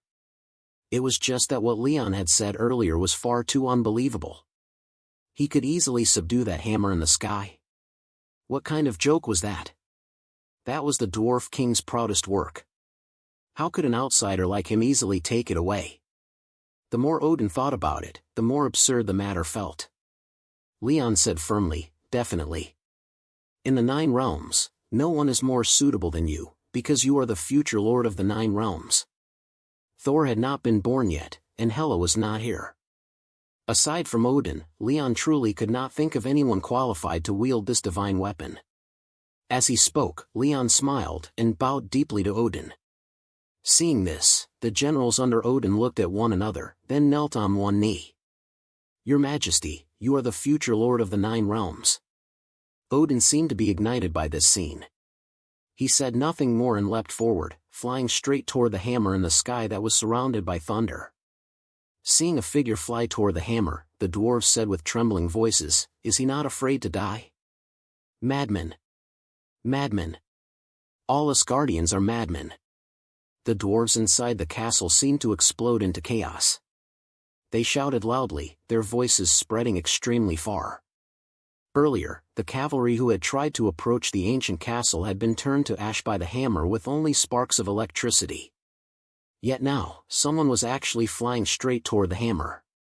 In the eyes of the dwarves, these Asgardians were all madmen. Ah! After that person flew into the sky, the thunder hammer actually had no reaction at all. Seeing this scene, the dwarves' expressions changed. When they saw that burly man grip the hammer in one hand, all the dwarves opened their mouths wide and looked at him in disbelief. How is this possible? The Dwarf King's face turned deathly pale. His entire body trembled as he stared at the man in the sky. That was a weapon he had forged with his own hands. In his understanding, no one in the 9 realms was qualified to use that hammer. Cough, cough. Leon coughed heavily, then quickly gave a general a look. Oh, oh. That general seemed to understand something. He nodded like he was pounding garlic, then shouted loudly, "His Majesty is mighty." The soldiers seemed to receive a summons. They shouted toward the sky at the top of their lungs, "His Majesty is mighty. His Majesty Odin is mighty." The morale of the Asgardian soldiers soared. They excitedly waved their weapons and expressed loyalty to their king. The dwarves were the exact opposite. Their faces were filled with dejection, and they looked as if they had lost all will to fight. Whoosh! At that moment, Leon no longer rode the Pegasus. He leapt up and returned to the opposite side of the Dwarf King. Smiling, he said, "Your Majesty, surrender." This time, Leon no longer said anything about having the dwarves apologize, because it was no longer necessary. The dwarves did not even have the slightest desire to fight. This was the perfect time to subdue them. Leon said unhurriedly, "You have not lost to Asgard. You have lost to my elder brother. The person who subdued the thunder hammer is none other than my elder brother, Odin." At the same time, Odin also arrived beside Leon. He stood shoulder to shoulder with Leon. "Dwarf King, surrender. After you surrender, I will still treat you with the status of a king. You may have your own army. In the future, the force standing behind the dwarves will be Asgard. Within the 9 realms, no one will dare bully you again." Because Nidavellir was the first realm Odin conquered, Odin did not dare propose overly harsh conditions. Hearing Odin's words, Leon also fell silent. In his view, these were already very good conditions. They could keep their kingship and still have an army. Their autonomy would still be very great. The Dwarf King opened his mouth. Dwarf King, you must not." Space seemed to twist. A black hole formed, and before long, a handsome man wearing golden armor walked out from it. He said to the Dwarf King, "With me here, the dwarf race does not need to surrender to anyone." Odin's expression changed. "Gullveig, you are courting death." Number 17. The Vanir. Hearing Odin's words, Leon instantly became alert. Without showing a trace of it on his face, he gripped the reality stone in his hand, ready for battle at any moment. The man Odin had called Gullveig was no ordinary person. He came from another realm within the 9 realms, Vanaheim. he was an extremely powerful existence. What's going on? Looking at Gullveig, Leon let out a doubtful sound in his heart. For some reason, he could actually sense a familiar aura from Gullveig's body. He had never met Gullveig before. How could he possibly feel even the slightest familiar aura from him? At that moment, Leon was especially confused. Humph. Gullveig snorted coldly. Odin, watch your tone. Even your father, Bor, would never dare speak to me like that. You. Odin suppressed his anger and said, back then, if your Vanir clan hadn't used tricks, you would have already become a soul beneath my father's sword. No, no. Gullveig smiled and shook his head. Your father was nothing but a foolish king. If he had been willing to abandon your life that time, then he definitely could have defeated me. But, in the end, he was never a qualified king. As if recalling a battle against Asgard from many years ago, Gullveig's face filled with contempt. He clearly looked down on Odin's father, Bor. When Leon heard the conversation between his elder brother and Gullveig, his thoughts spun rapidly, and he could not help remembering a dusty piece of the past. Vanaheim and Asgard had a blood feud between them. The inhabitants of Vanaheim were born warriors. They called themselves the Vanir, and over the past several thousand years, they had fought many wars against Asgard. During the reign of Leon's father, Bor, the hatred the Vanir, led by Vanaheim, held toward Asgard reached its peak. Odin had followed their father since childhood. In one battle, the Vanir attacked Odin's forces at all costs. Originally, Asgard held the advantage in that battle, but when his son came under attack, Bor gave up that advantage. Ignoring the opposition of his generals, he ordered the army to support Odin. Although that move broke the encirclement around Odin, Bor nearly died at Gullveig's hands during the battle. After that campaign, Asgard and Vanaheim's hostility only continued to deepen. To this day, the two sides had already reached the point of no return. In my heart. At that moment, Odin's voice interrupted Leon's thoughts. My father was an extremely great existence. What a pity that all his opponents were filthy creatures like you. You. Gullveig was momentarily choked with anger. In my eyes, you are nothing more than a junior. This time, I have no interest in trading words with you. The dwarf race is under the protection of our divine race. Withdraw your troops at once. As an enemy of Asgard, Gullveig did not care about the strategic intentions behind Asgard's attack on Nidavellir. However, he only needed to grasp one point: he could not sit by and allow his enemy to grow stronger, nor could he let Odin have his way. You're talking nonsense. Odin tightened his grip around the thunder hammer he had just subdued. Gullveig, I advise you not to meddle in other people's business. Otherwise. A fierce light flashed through Odin's eyes as he stared coldly at Gullveig. They had been planning the battle against the dwarves for more than 10 years. Now, Asgard had lost so many soldiers, and the fruit of victory was already right before his eyes. How could he possibly stop now? Odin thought silently in his heart. Oh. Gullveig spread out his cloak, letting it flap sharply in the air. Only after a long while did he speak again. You want to fight me? Gullveig thought he had misheard. He repeated himself. You want to attack me? A mere junior. Odin raised his hammer and prepared to charge toward Gullveig. Enough nonsense. But at that moment, Leon suddenly stopped his elder brother. Royal brother, you mustn't. Leon had finally sensed what was unusual about Gullveig. No wonder he had felt a trace of a familiar scent from him. It turned out that this aura did not come from Gullveig himself, but from a kind of treasure. It was the bug-like existence in the Marvel universe, an Infinity Stone. This Gullveig had an Infinity Stone on him. Wells? Odin was stunned for a moment, then lowered the weapon in his hand. What's wrong? Leon shook his head and did not speak.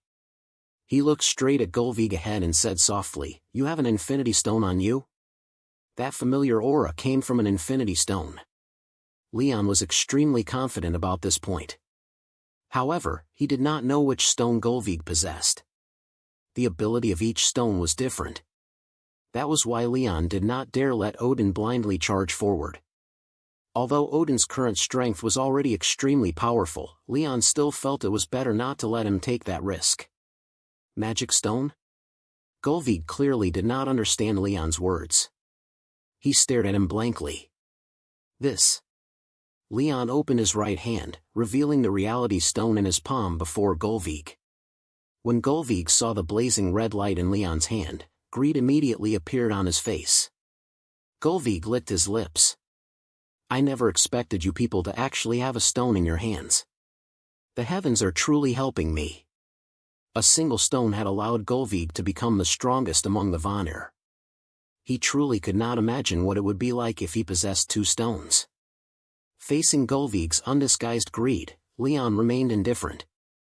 Your stone, could it be the space stone? Previously, when he was in the realm of the elves, the dark dragon had once said that it had witnessed the power of the space stone. That was the first time Leon had heard news of an infinity stone in the 9 realms. Aside from the space stone, he still had not gained a single clue about the other 4 stones. The space stone's function was to tear through space and dimensions. Thinking back to the way Gullveig had descended upon Nidavellir, Leon could now almost determine that the infinity stone in Gullveig's possession was the space stone. So it is called the space stone. As he spoke, Gullveig flipped his right hand, and his palm was wrapped in a dazzling ball of yellow light. The space stone. Leon's pupils widened, and his breathing instantly became hurried. The 6 infinity stones were scattered across every corner of the universe. To collect all of them was basically impossible. Yet in the span of 1,000 years, Leon felt that being able to encounter 2 of them was already quite extraordinary. Leon thought silently, this stone. I have to get my hands on it. Royal brother. Leon turned to Odin and said, I will deal with him together with you. Wells. Odin shook his head. No need. Even if he has a magic stone, so what? There was not the slightest trace of fear in Odin. Instead, an intense surge of fighting spirit welled up from his body. Leon froze. Only now did he remember that back when they fought the Dark Elves, he had disguised himself as a man in a black robe, and Odin had struck at him with a sword. There had not been even the slightest fear on his face. Odin was not afraid of an enemy who possessed a magic stone. Leon muttered in his heart, but he still felt it would be better to be cautious. He continued to persuade him. I'm worried. Gullveig was already a powerful expert to begin with, and now he also carried the extraordinary treasure known as the Space Stone. His strength was probably rare among the 9 realms. Odin, meanwhile, was now Asgard's commander. Nothing could be allowed to happen to him. No need to worry. After saying that, Odin gripped the thunder hammer and rushed straight toward Gullveig. Gullveig refused to show weakness. He extended his palm and murmured, imprison. The air around Odin seemed to be pulled away. His body immediately froze stiff in midair. Seeing this, Leon's expression changed. Royal brother. The reality stone in Leon's hand also possessed a small amount of imprisoning magic, but the space stone was a sharp weapon for cutting through space. Its spatial imprisonment ability was even above that of the reality stone. In just one exchange, Gullveig had caught Odin off guard. This was something Leon had not expected. I'm fine. Odin forced out each word. He can't hold me. After speaking, lightning erupted all over Odin's body, and electric light filled the sky. Crack! A bolt of lightning as thick as a tree trunk struck Odin's body.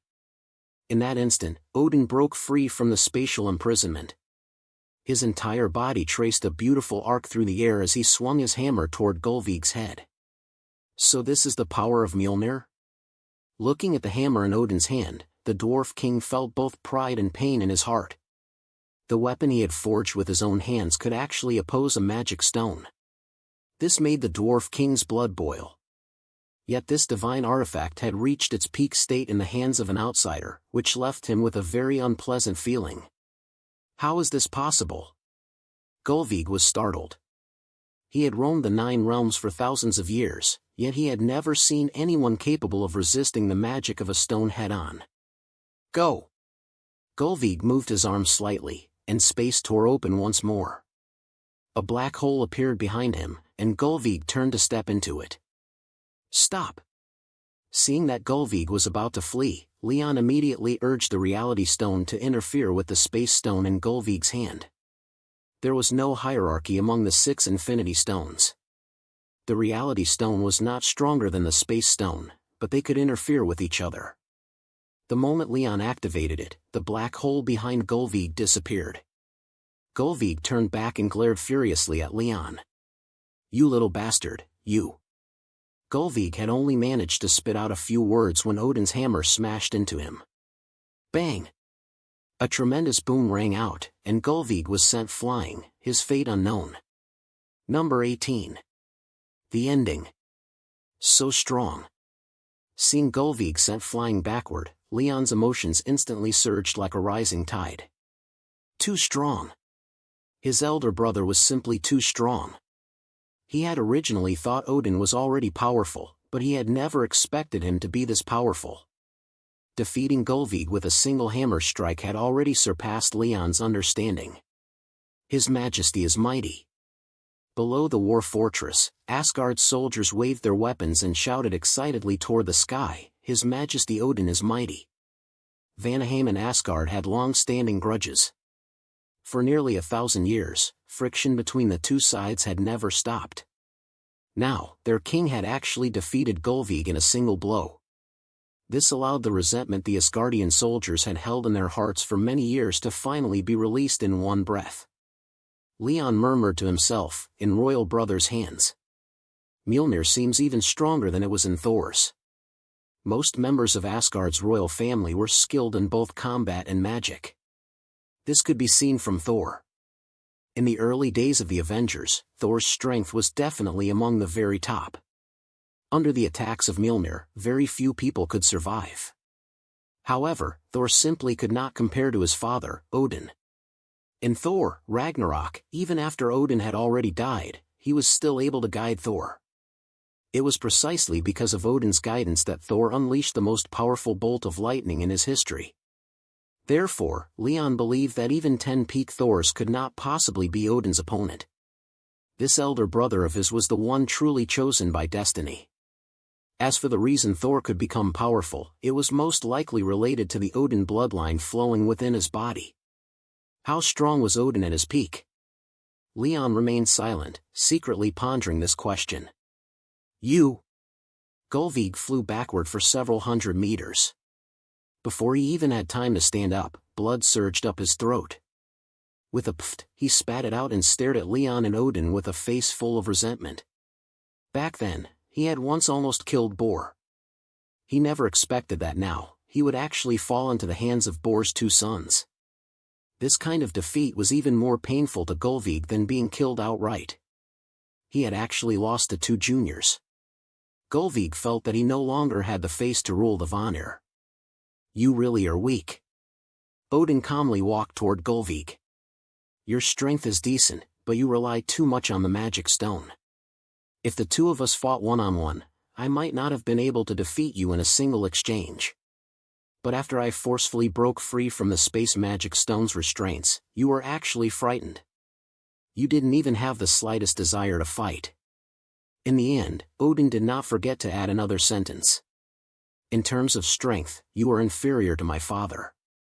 You. Hearing the disdain in Odin's tone, Gullveig's face flushed red and his neck thickened with anger. He stammered for a long while, but still failed to make a single sound. Clang! Gullveig's vision went black, and he collapsed once again. Leon blinked and said with a strange expression, someone like this is actually the leader of the Vanir? Gullveig was not dead. Leon could still feel his aura. He had merely fainted. More importantly, he had been angered unconscious by Odin's few words. There really was such a powerful figure in the world, and he was even a leader among the 9 realms. The Vanir were truly a strange bunch. Leon silently slandered them in his heart. Someone like this is actually an enemy of Asgard. Seeing Gullveig collapse to the ground again, Odin carried his hammer and walked toward him. Old grudges and new hatred would be settled together. This time, he would completely end Gullveig. Wait. Royal brother. When Leon saw Odin walking toward Gullveig with a fierce expression, how could he not understand what Odin intended to do? Odin turned back and looked at Leon. Wells, what is it? Leon smiled with ill intent. Royal brother, why would you kill a king of this caliber? Wouldn't it be better to let him go back and continue leading the Vanir? I believe, under his leadership, the Vanir will definitely not be our opponents in the future. Ha ha ha. Odin froze for a moment, then burst into loud laughter. That was right. Why should he kill Gullveig? Having such a foolish opponent was practically the creator favoring Asgard. Odin smiled and said, in a while, I will contact the Vanir and have them bring gifts to ransom their leader. He caught on quickly. Hearing Odin's words, Leon gave Odin a thumbs up. They had defeated Gullveig, taken his gifts, and finally allowed him to return and continue harming his own race. This seemed like a deal where they could not possibly lose. Odin waved his hand, and the space stone that had originally been lying in Gullveig's hand instantly fell into his palm. Without the magical support of the space stone, Gullveig's body was like a kite with its string cut, falling straight toward the ground.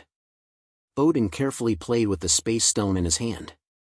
Without raising his head, he said, keep Gullveig under close watch. He is now our distinguished guest. Yes. Hearing Odin's order, the soldiers on the ground quickly restrained Gullveig.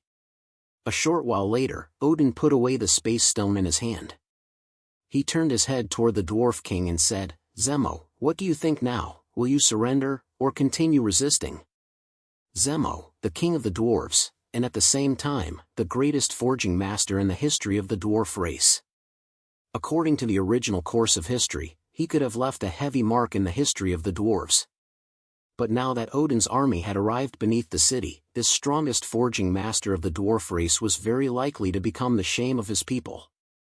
Odin intentionally or unintentionally waved the space stone in front of the Dwarf King. At the same time, the corner of his mouth curved into a cruel arc. Seeing this, the Dwarf King's heart skipped a beat. The space stone. This war fortress could no longer stop Odin. An inexplicable panic rose from the bottom of Zemo's heart. At that moment, Leon also secretly rejoiced. He roared wildly in his heart, we won. The space stone had the ability to tear through space. Back when Loki descended upon Earth, it was also because of it that Thanos' army successfully invaded the realm below. Its accuracy was far greater than the Rainbow Bridge. With the space stone, his elder brother could enter the dwarves' ancient fortress at will. With his skills, inside the dwarves' fortress, he would be an invincible existence. Even if there were no great army surrounding them outside, the dwarven side would still collapse from within the fortress. The Dwarf King looked around. Wherever his gaze swept, the dwarves lowered their heads one after another. The Dwarf King smiled miserably, his face filled with sorrow. Even if he did not want to surrender, the dwarf race had already been frightened by Odin's strength. They no longer had the will to fight. How could they possibly be a match for Asgard? The Dwarf King looked at Odin and smiled in desolation. Do the conditions you offered earlier still count? Being allowed to possess an army and keep his throne were the conditions Odin had promised the Dwarf King earlier. Since defeat was now certain, he still wanted to seek some benefits for the dwarf race. After all, he might be the last king of the dwarves. Of course they count. Odin nodded without hesitation. A king does not speak lightly. Naturally, the conditions from earlier still count. However, if you continue to hesitate, then I cannot guarantee anything. After all, the current situation is no longer the same as before. Earlier, I could not break in. But now, I have the space stone. What place in the 9 realms can stop me? Not to mention a small dwarf fortress, even if all the experts of the Vanir came out, they would not be able to keep him here now. Odin was calm and unhurried as he faced the Dwarf King. After several great battles had ended, this was actually the moment when he was the calmest. After today, Odin knew that he would become the most dazzling powerhouse in the 9 realms. He would possess both Nidavellir and Asgard at the same time. His achievements would surpass those of any king in Asgard's history. The dwarf king's body trembled, as if he had to use all his strength to say the words. I surrender. Odin forcefully suppressed the joy in his heart. Good. Very good. Zemo, thousands of years, or even tens of thousands of years from now, you will know just how wise this decision of yours was. The dwarf king shook his head with a bitter smile. He took these words as nothing more than Odin comforting him.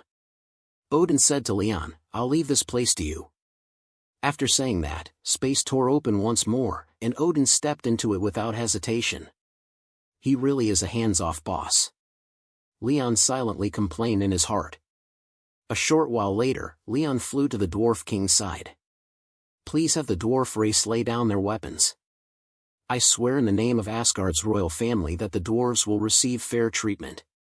Leon knew that this was the moment for him to step forward. After all, Odin was Asgard's king. At this moment, he needed to maintain a just and majestic image. Words that might offend the dwarves were not something Odin could say himself. Because in the future, the dwarves of Nidavellir would also be Odin's subjects. In status, they would be the same as the people of Asgard. Very well. The dwarf king closed his eyes, then nodded.